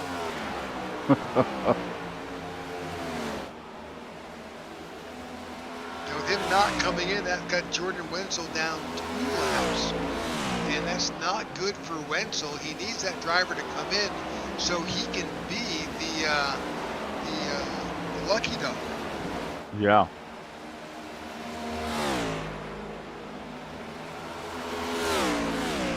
Yeah, if the yellow came out right now, that would cook Jordan Wenzel's goose. All right, 73 laps to go here at Charlotte. Great racing. The racecraft tonight has just been spectacular. Oh, and here comes it really has. Garrett Walden on pit road, and that changes up everything. That will kind of restore the order of the event. Yep, that gives us 18 cars on the lead lap, and Jordan Wenzel, the only car 1 lap down. So he's virtually assured of a lucky dog should there be another caution. Yeah, he's battling Brady Boat right there for that position. But that puts Brian Jones up in front as these cars make their way around while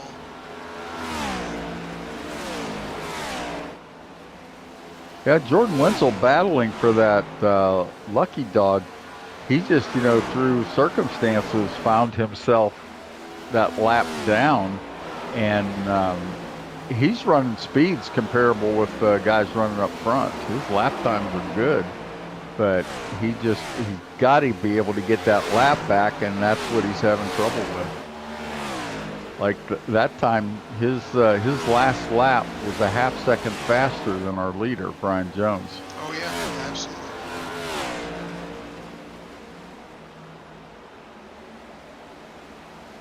Yep.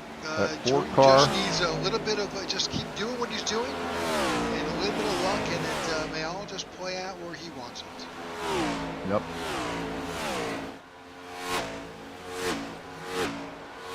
You see that 4-car running up front. He has his pick. He can run anywhere on the track that he wants to run, and till he gets caught up with some lap traffic, he's got the perfect scenario right now. He's got a good lead. He's got clean air. He'll be coming up probably in a few laps. He'll be coming up on that blue and white car in front of him there. But yep, maybe faster than that, huh? yeah, that is Zach Carter, I believe. Zach Carter is a number of laps down. Yeah, he's just coming back up to speed too. Yeah, he is 3 laps down. So Jordan Wenzel is the only car 1 lap down. Zach Carter now finds himself in the pits. I think I misidentified that 15. That's Brennan McKee, not Zach Carter. Zach Carter is in the pits. You know, if you're Brennan McKee here, you have an opportunity right here. You have the leader in front of you. You could take the opportunity to kind of learn and see if what his line is, and let him take you to school. Yeah. He looks like he's trying to get that spot back, which isn't really a spot. But it gets him a lap back, and that's key for guys that are a lap down or multiple laps down. Brendan McKee finds himself 4 laps down right now. Brady Boatwright 2 laps down, and Jordan Wenzel, as we mentioned, 1 lap down. In line for that lucky dog should we get a caution here. 66 to go. So looking, so just doing some additional math. We're good at that. We're going to probably see the first round of pit stops come back in around lap 165 if we stay green for Brian Jones. That's about 30 laps from now for him. However, Alex Daffin, he's got a little bit of advantage. He's got about around lap to 173, 174. So he's got about a 7 or 8 lap advantage for when he needs to come in. But that being said, these guys could shorten it a little bit if timing is right, or again, if a caution flies, you can throw all those calculations right now.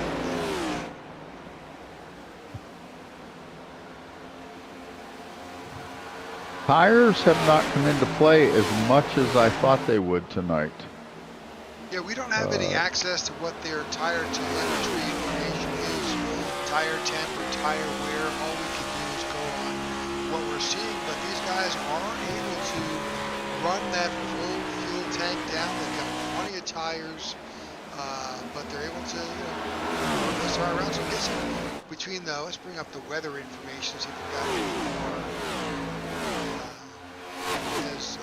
Well, it has not cooled off at all. It's still 90 degrees at the track. So even with this night approaching here, we expect to see that thing cool off a little bit. It hasn't happened quite yet. Pit stops, you can see right there. Everybody took 4 tires. We expected that. The key is right there, the next number, laps since last pit.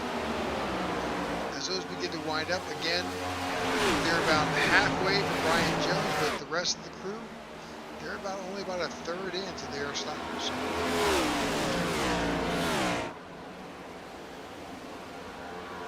Great information. I love the new graphics.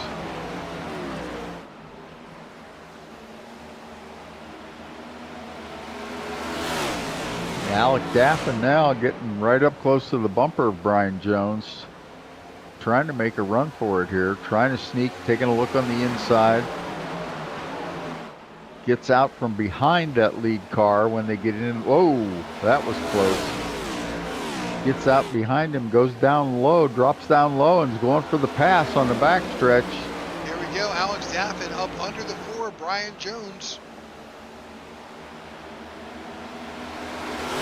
Brian Jones looked like he was going to... 15 of Brendan McKee behind, just watching what's happening in front of him, but Alex Daffin gets around, and they're nose to tail here.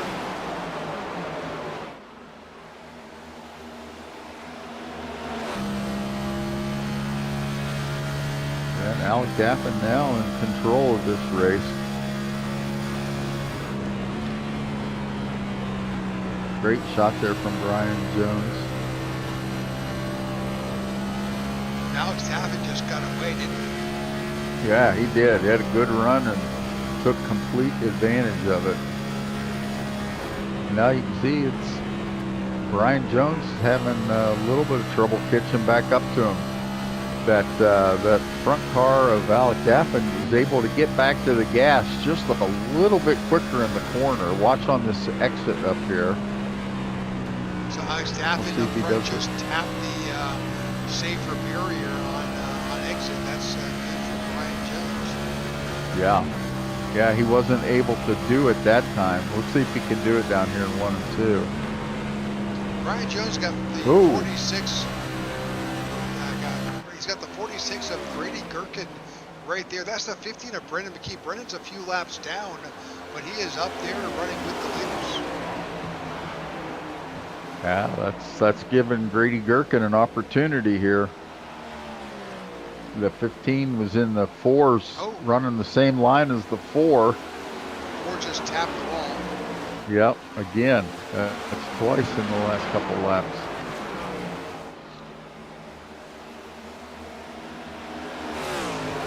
Now your 2 leaders running side by side.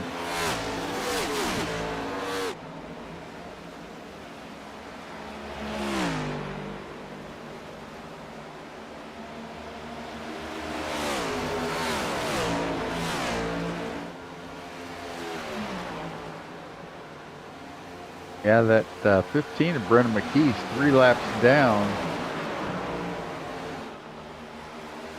I think the 4 and the 84 and the 46 are wishing that he would stay out of the way. Let us through. Grady Gherkin slips under the 15, but the 15's not really on that same strategy. He's a lap or so down, but Grady Gherkin takes over second. We got Dakota Reeder there third. Brian Jones is fourth.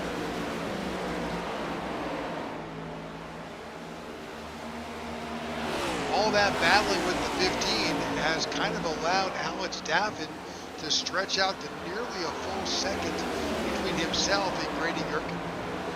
Yeah.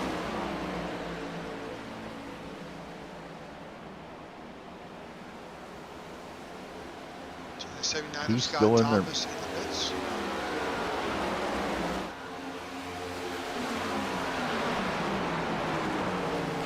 You can see Brendan McKee still running times equivalent to the second, third place cars. Oh yeah. So he's got every right to be up there.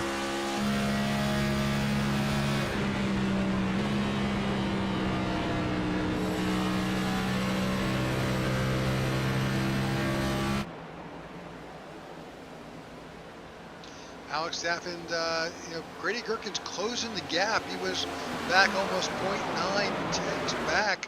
Now he's shaved that off to 0.7. So as these laps tick away, let's look up the last times here. You can see just under 0.76 to 0.687. So if Gherkin keeps that up, he makes him a tenth a lap. He'll be right there.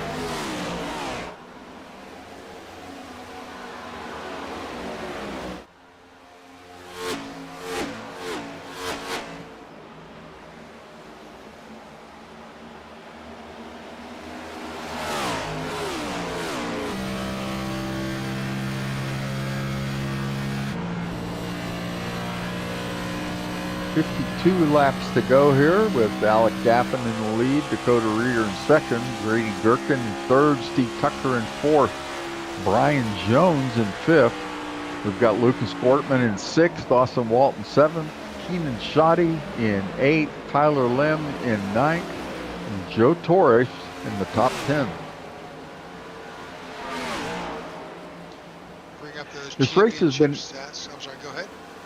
I was going to say this race has been interesting because it seems to go in stages, not to use the racing term stages, but they'll run single file for a while, and everybody just holding their same spot, keeping their same position, and then all of a sudden something will occur and they jumble up a little bit, and you'll see guys getting a run on somebody else and somebody making a pass, and then they'll settle down again. It's just kind of back and forth. It keeps the race interesting because you're not sure what's going to happen next. Lucas Gortman, he's right now he is with Eric Lombard not in the event tonight. He's got the most to gain here. Yeah.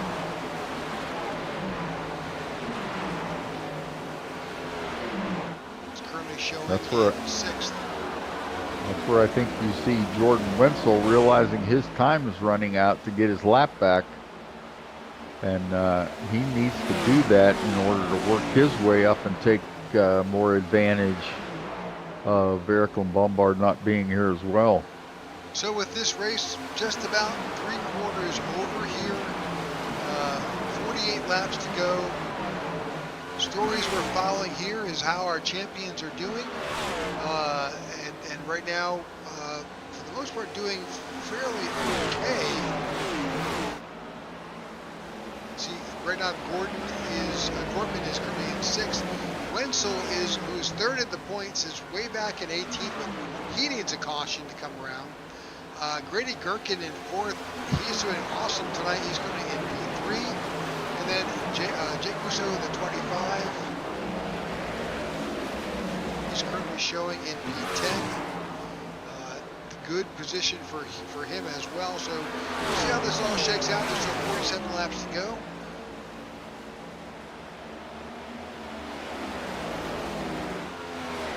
Yeah, at this stage, you're going to see Jake Musso make up ground on Jordan Wenzel if it finishes like it does. And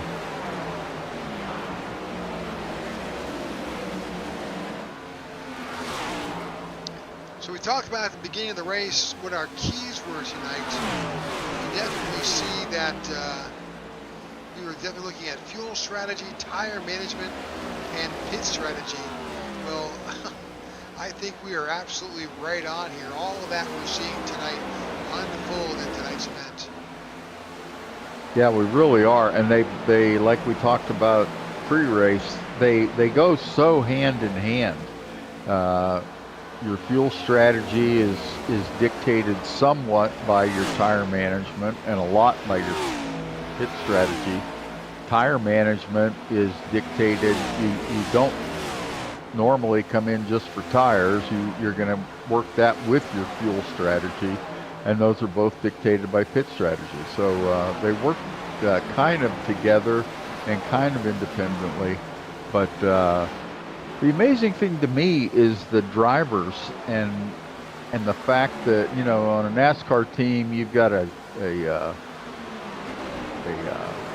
crew chief that's sitting on the box. You've got car engineer. You've got all sorts of guys that are helping. You know, one guy's working on fuel strategy. One guy's working on just tires. One guy's working on something else, and you know, the crew chief's thinking about the setup and what he wants to change. And so these guys have to do that all while they're driving the car, which when I first got into iRacing was the toughest thing to master, and I'm not even close to mastering it. But to be able to do that and drive and listen to your spotter, it's truly all-encompassing. These guys have a lot going on in their brains while they're driving these race cars. So a number of strategies have a number of pitting events have taken place while we were just talking briefly. A number of drivers made it onto pit road. Let's just hide that stat information. But we saw right now Shane Trotter's on pit road, Brady Boatwright's on pit road, but who just came in? Lucas Gortman, Keenan Shoddy, Brian Jones, Tyrone Lem, Corey Ennis, Scott Thomas. All those guys come down on pit road. They're getting pretty much their last stop in of the event, so they're done. But that leaves Alex Daffin, Grady Gherkin, and the rest of the field. The top 10 have not come in. Now they're not due in for another 15 laps, unless something happens. Those guys would love to see a caution. But there's 40 to go, so pretty much anywhere you stop now, you'll have enough next time for that'll be your last stop of the race. And it's the money stop. Yeah, it really is. And a lot of these guys had fast stops. Lucas Gortman was under 15 seconds. Keenan Shoddy under 15. Tyler Lem was as well. Yeah, Brian Jones had a long stop, 16.73. Not quite sure what that happened. Sometimes if a driver does overshoot his pit stall, there's a chance that he will add time to his stop. And one thing that we don't have a way right at the moment to measure is the complete pit stop cycle, where the deacceleration to get on pit road, your time coming down pit road, then the acceleration back out again. I've seen that vary by multiple seconds, sometimes 4 or 5 seconds, depending on the driver. So your pit stop is a big deal. It can mean a half a second or a little less, a little more. But that time that it takes you to deaccelerate, especially getting onto pit road, timing that just right so you're down at pit road speed limit just as you hit the yellow line.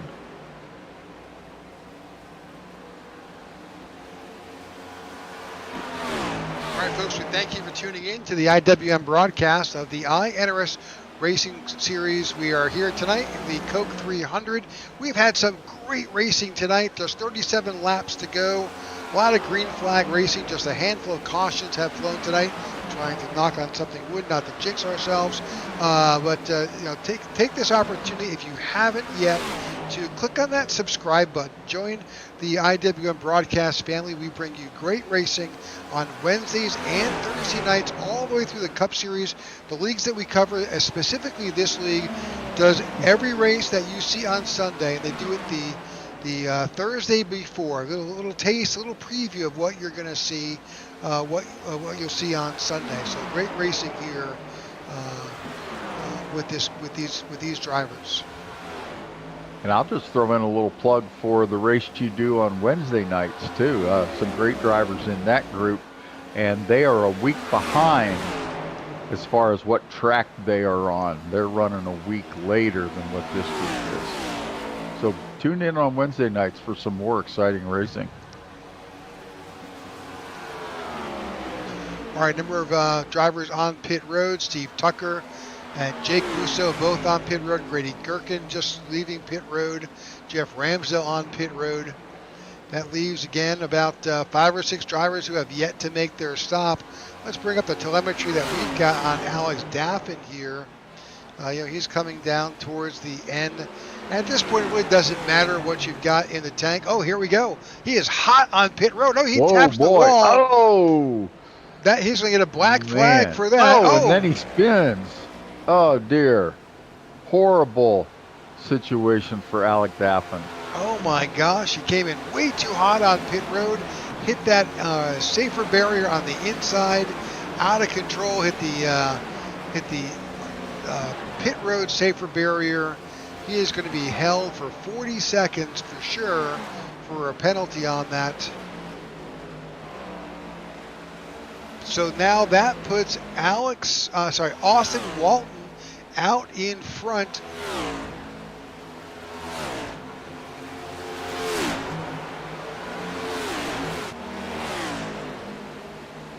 He is on E. We expect to see him on pit road momentarily.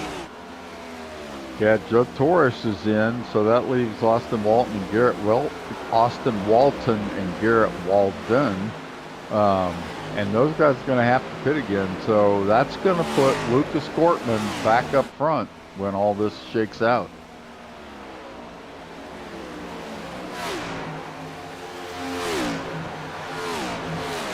Lucas Gortman has timed his race, well, perfectly. But Lucas Gortman, he pitted last on lap 156. He'll have Keenan Shoddy at there. We'll go back and look at Lucas Gortman. He's got right behind him Scott Thomas, and Keenan Shoddy's back a bit. So a little bit of a gap between himself. Austin Walton now on pit road. That just leaves Garrett Walden here.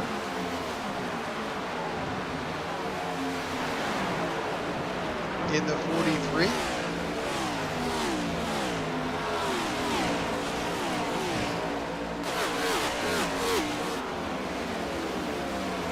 He's a lone holdout. Again, guarantee you. Get credit for a few laps led here. Yep. Jordan Wenzel does not want a caution to fly.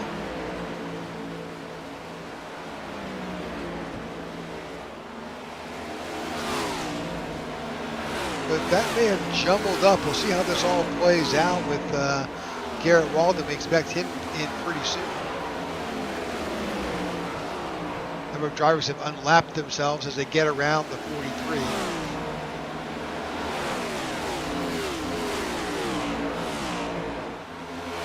As drivers get in, go ahead. I was going to say this. It's really a challenge. When do you come in? How long do you stay out? Because we talk to drivers. You don't want to be the last car to stay out. You just begin because you're on old tires. Everybody's on fresh. They are just turning much faster laps than you are, and your delta between those laps and theirs is significant. Now, another interesting stat. So when you decide you're going to commit to go into the pits, you drop off in turn 3-4 to drop on into pit road.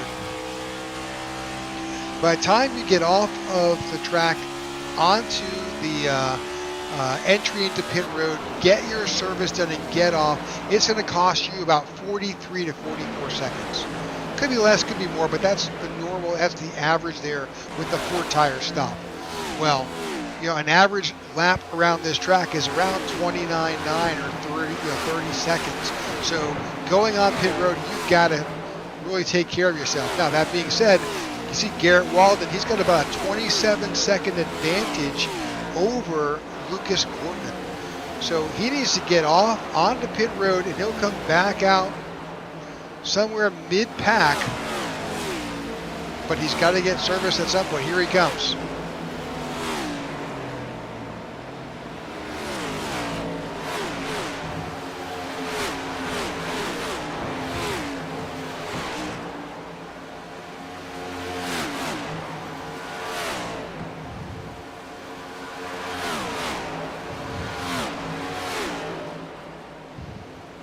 Well, that completely jumbles it back up. The kind of, well, I don't say jumble. Jumble's a bad word.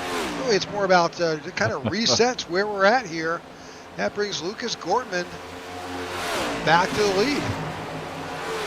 And Steve Tucker, our pole sitter, who we've talked about a few times now, taking that black flag early due to a internet issue. He finds his way back up into 4th spot now and up there in the running. Now, some things have certainly happened after that last round of pit stops. A number of drivers have now slipped a lap down. That's Thomas and Trotter. So that kind of puts Wenzel in an odd position here. He needs to find his way up to get around get around Scott Thomas and Shane Trotter to get in that lucky dog position, because right now he's out of position. Yep. He is running faster than those guys, but the big question is, can he get around them? He's running about a tenth of a second, half a tenth to a tenth faster than Scott Thomas and Shane Trotter, but it's still going to take a while to make up. He's 7 seconds back from Shane Trotter. Yeah. So he's got some time to make up. 23 laps to go, and unfortunately, he does not want to caution the fly now because he can't get back on the lead lap.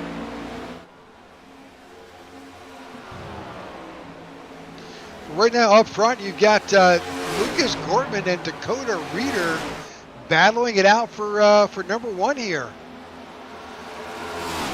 Gortman's got a rear view mirror full of the 85.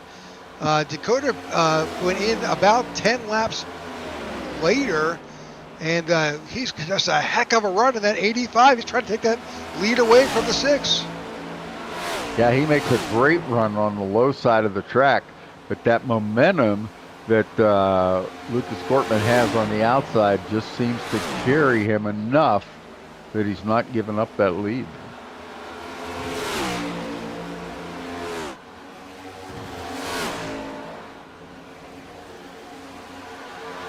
So a few more laps just like that, side by side.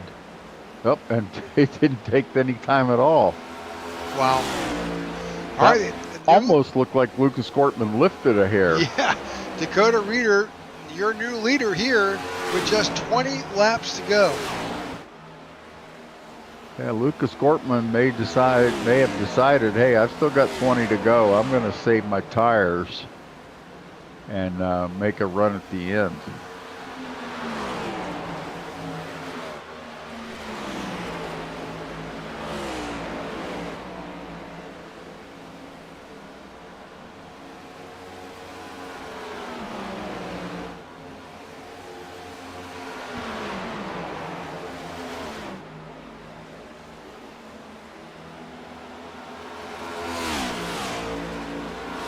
Yeah, Dakota Reeder's opened that up now to about a half a second lead, probably 5-6 car lengths there.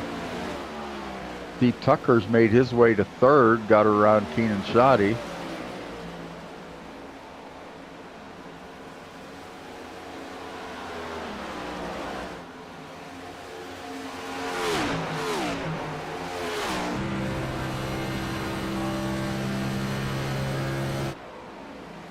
Wow, I'm just flabbergasted about how well Dakota Reeder has just piled on and turned up the speed here and has jumped out to almost a full second over Lucas Gortman. It's huge. Yeah, that's amazing. Just piling on here.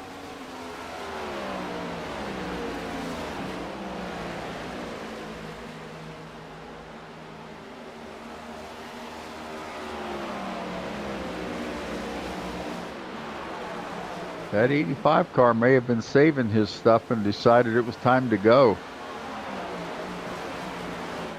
17 laps to go, and he's got a pretty good-sized lead here at the moment. I don't think Lucas Gortman's done yet. I have a feeling he's going to make a run for this, but Dakota Reeder trying his best to make it look easy right now.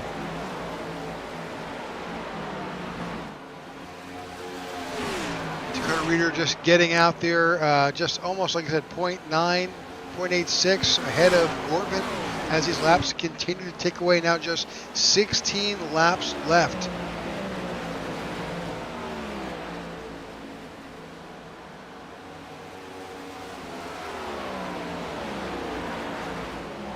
Yeah, Lucas Gortman about 0.8 of a second behind Dakota Reeder, and then Steve Tucker about 0.7 behind Lucas Gortman. So those three guys spaced out here at the top of the leaderboard, but I don't think we've seen the end of it yet. 15 to go. Solid racing here tonight. Just a fabulous display with amongst these drivers. Just great racing. Yeah, and this is a long race for them. They're, be the longest race they run all year in this series. Yeah, typically a mile and a half is around 134 laps on average. And we're at 200, so not twice as much, or twice as long, but pretty close. Yeah, 1.5 times for sure. Yeah. All right, Dakota Reeder out in front. Lucas Corbin in second. Steve Tucker finds his way back up to third. Keenan Shoddy in fourth and Grady Gherkin in fifth. Lucas Gortman's currently right now in the position he started this race in. He was just to the outside of this event. Steve Tucker is currently sitting in third. Grady Gherkin plus, he's +9. Tyro Lem started this race in sixth. He's still in sixth. And Brian Jones started in seventh, and he's back in seventh.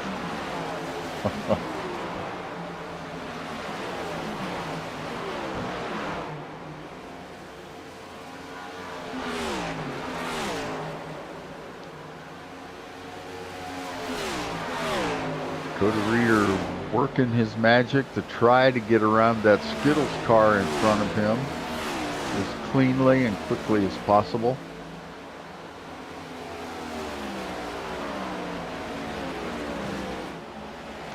Going back to Lucas Gortman, he's by himself there on the track. Going back, just looking through the leaders here, Steve Tucker, Keenan Shoddy, all of these are safe positions here. See, as these stretch themselves out, Tyro Lem the same way. Brian Jones all by his lonesome. Jake Musso back here. He's got a little bit of traffic here with the 9 and the 43 rather, of Garrett Walden. Joe Torres back here, so not really a whole lot. Just kind of scrolling through our current cars right now, just see if there's anything happening here.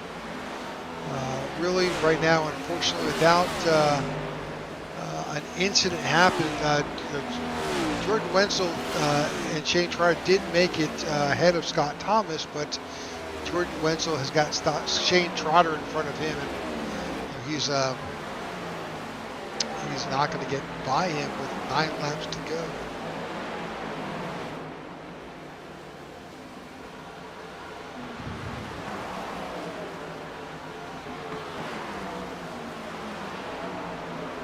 Yeah, this may be one of our most caution-free races of the season so far.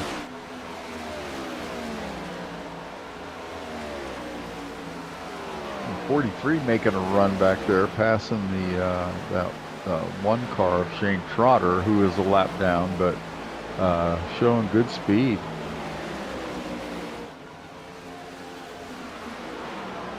Boy, I can't get over that gap between Dakota Reeder and Lucas Gortman. I mean, it's a second and a half now. It just keeps growing and growing. And Lucas Gortman's now in a position where he may lose second place to Steve Tucker. Wouldn't that be something if Tucker made it all the way back to P2 after dropping to last on the first lap? Right, absolutely.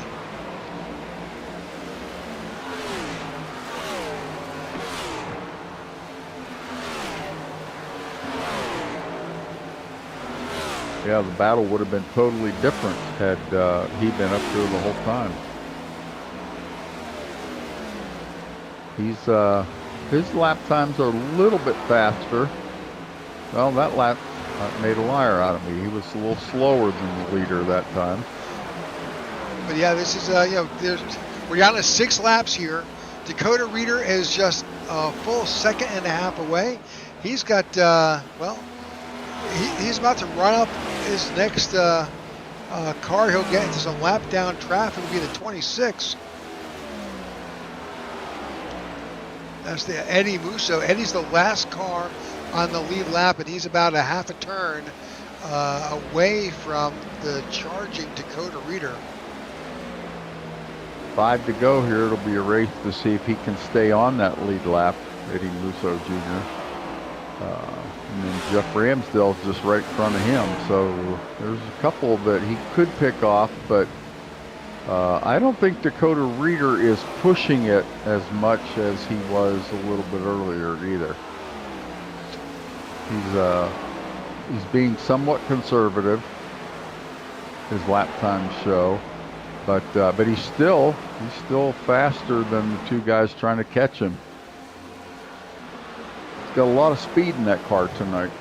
Yeah, Dakota Reeder just absolutely just smoking it. Again, Lucas Corbin back here battling with Steve Tucker. That seems to be the biggest. You can see from the track map in the upper right-hand corner of the screen, the field is pretty much dispersed all the way around this track, but kudos to these drivers so far. I want to jinx them. Just some great racing here with just 3 laps to go. Yeah, and for Dakota Reeder, when he has Lucas Gortman and Steve Tucker racing each other so closely behind him, that makes his job a little bit easier because they're not concentrating on him. They're worried about the other car that's in close proximity. So yeah. I will say that Jordan Wenzel has found a way to get ahead of Shane Trotter. So if a caution were to come out with just 2 laps to go, Wenzel will get his lap back.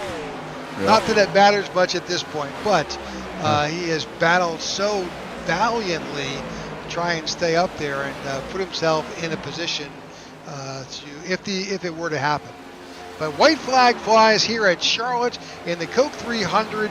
Dakota Reeder out in front. He's just got clean sailing in front. His competitors are at back, but Steve Tucker has made his way around Lucas Gortman to take over second.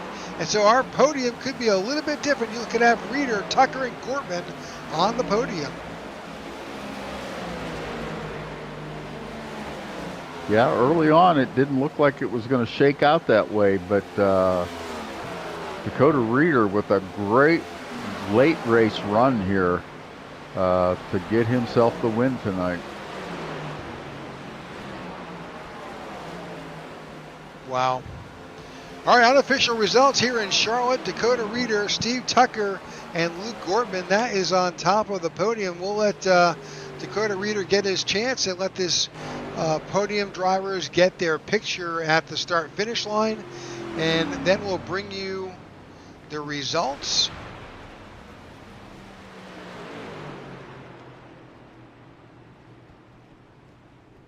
As customary in the iNRS racing surface, those 3 drivers, I think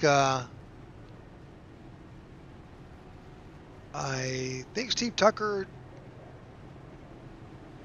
is he coming? He may not have gotten the memo. Yeah.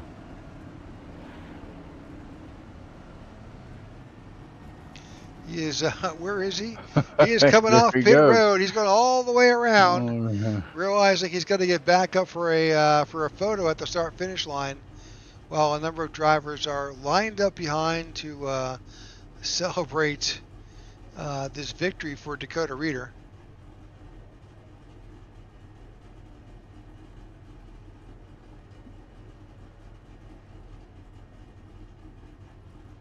Yeah, he's got a teammate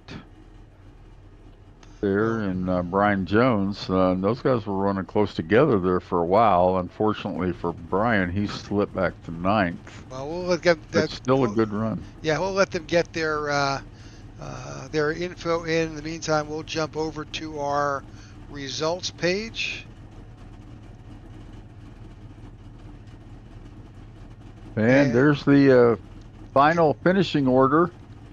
Top 10, Dakota Reeder, you saw win this race here at Charlotte Motor Speedway, followed by Steve Tucker in 2nd, Lucas Gortman in 3rd, Keenan Shoddy in 4th, Grady Gherkin in 5th, Tyler Lemon 6th, Jake Musso in 7th, Austin Walton in 8th, Brian Jones in 9th, and Garrett Walden in 10th. Joe Torres gets 11th with Corey Ennis, Jeff Ramsdell, Eddie Musso. Jordan Wenzel finishes in 15th. Shane Trotter in 16th. Alex Dappin in 17th. Tony Japs in 18th. Scott Thomas in 19th. And Brady Boatwright in 20th.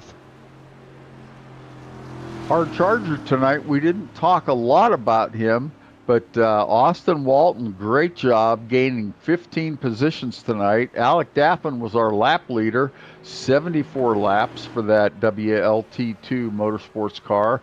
Alec Daffin also with the fastest lap. He held that for a good portion of the race. And Steve Tucker, our pole winner, ended up finishing second. So started in first and finished second. Pretty good night for Steve, and especially in light of that unfortunate black flag at the beginning of the race. Yeah, 3 cautions total for the event with a total of just 8 caution flags. Of course, one of those was a stage break. 14 different lead changes with 8 different leaders. Just a great race tonight in the series. Yeah, and only 3 caution laps. That's amazing job by these guys to get a great run in tonight. Great race. All right, with that, let's see if we can go ahead and grab our third place finisher. Just give me a second here, as a lot of celebrating is going on track here. Try to bring in Mr. Lucas Gortman into the broadcast booth. Lucas, congratulations on your finish, man. A lot of long race tonight. Yeah, it definitely was. It was a good race, you know. Tell us a little bit about. We saw just towards the end there, and not sure what happened, but you just lost. Dakota obviously had a good run, but what caused you to slip back like you did, or any thoughts there?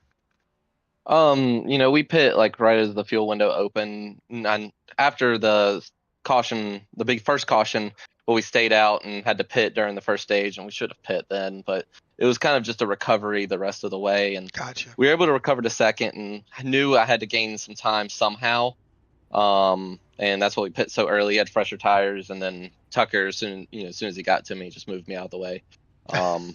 So you know, it's fine. You know, one for the book there, but you know, it was a good run, and just I hate that we couldn't get the Eminem's car in victory lane, but you know, it was a good run. It was absolutely a great run. You're with Eric LeBombard not able to make tonight's event. This is a great points night for you and your team. Yeah, it's a good points day. You know, like this race, you know, it was a good race, but just unfortunate. You know, just kind of just with a heavy heart, just everything that we found out today about Kyle Busch and his family. It's crazy. Big kudos. Heartbroken, man. Just like it's so sad. Big kudos to you, Lucas, for running that M&M's paint scheme tonight. Great tribute to a great race car driver that I think the whole NASCAR community is going to dearly miss. Yeah, trying not to. Like he ever since I was like 5 years old for 20 plus years, he's been my favorite. So it hurts, and oh yeah, like Tyler and I talked, and we're like, we had the plane set up, the plane paints for the memorial, but we're like, this is more important, and it's good to get it on podium. Like I said, unfortunate not to get the win, give it the true honor, but it's still a good run, and man. Well, I appreciate you. All right, so we'll see you next week in Nashville. Should be a blast. Yeah, man. Just quick shout outs, real quick. My teammates, Tyler, Jeff, Wheeler, all them. My wife, praise God, today's just remembrance of, how blessed we are every single day. And, we got to be thankful for that. Sandy Acres Cattle Co., you guys for broadcasting, and just all the drivers out here. We had a good, clean race. Absolutely. Good deal. All right, folks, that's your third place finisher, Lucas Corbin, here on a bittersweet night here at the iNRS event here in Charlotte. All right, with that, let's bring in our second place finisher, Steve Tucker, who finishes here in second place. I didn't know my name was so funny. Well, Somebody echoed it there. It was so weird. yeah, so odd. Oh, Yeah, it yeah, that's the soundboard. It's Yeah, just, yeah. yeah. Let's just move past it. Well, Hey, congratulations. Steve, Go ahead, Jeff. I was just going to say, great run tonight, Steve. That black flag at the beginning looked like it was all caused by just an internet dip. Is that what happened? Yeah, it's some kind of a dip. I mean, at least it wasn't Nacho, I guess. But yeah, just a lot of messes at the beginning. I blinked and I thought I went in the right time, and somebody was saying, "Hey, you're blinking," and I obviously just fudged it up, and that's yeah, that's how it goes. I get the pole, and it's all good. We made up for it. Race was pretty clean, obviously, and we had to get through the front. Just my car initially, I am just awful about right front tire saving, and something about this track, I can't really find that combination. But as the race went on, I really just kind of tuned in, and I found something, and I was way better in the long run, and we got to show it. Yeah, it really. We were impressed with your recovery from that unfortunate incident at the front air. So just a great job in coming back and charging. You can see from that graphic. You may not be able to see it, but that graphic here, shows your progression. All the way at the back from the very start of this race. But here, 200 laps later, just great. Opportunity to come back and pick up spots and make it happen.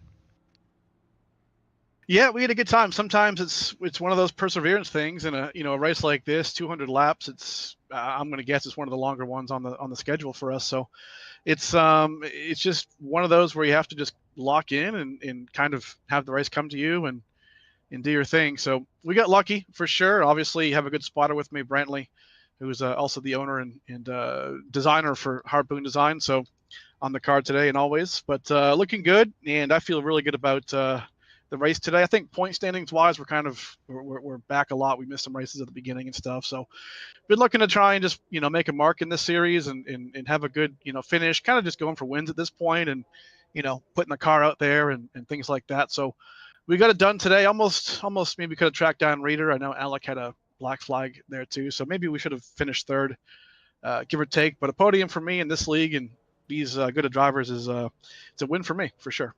Congratulations. Any shout outs tonight? Yeah, definitely. Hey, get a quick glimpse of this car right now, if you don't mind. Right now, Harpoon Design on the hood, 10-year anniversary. Brentley Roden has 10,000 paints, folks, on trading paints, and definitely the premier painter, really, on the service. And a car like this, looking pretty good. I know we're one short away from the win, but if you want to look this good and look this fast, then definitely go over to harpoondesign.com, fill out the form, and paint start up at $25, and you won't regret it. There you go. All right, that's Steve Tucker finishing here in second. And with that, let's grab our winner tonight. That's Dakota Reader here, and bring Dakota into the booth. Let's grab Dakota and have him join us here in the booth as I struggle to do that. Here we go. Dakota, congratulations on your win, man. What a hard charging event towards the end there. You put it together at the exact right time. Yeah, man, it's feels so nice to get one. Finally, it's been kind of a rough year, just not finishing where I thought we should, and having some, getting involved with some stuff I didn't think just getting involved in some incidents that weren't my own fault. It's just been kind of a hard year, but man, it's awesome to win tonight. Well, definitely congratulations on your finish. I mean, you needed it, that's for sure. Yeah, definitely. Should be good. I mean, should be great points tonight. I think I finished third in the stage and obviously won the race and all that. Should be good. You were running second there for a while towards the end, and then it's like all of a sudden you found another gear, and when you went around Lucas Gortman, you just never looked back. You just kept pulling away and pulling away. What was the secret behind doing that? Yeah, well, I think Alec and I were both probably the best two guys on the track tonight.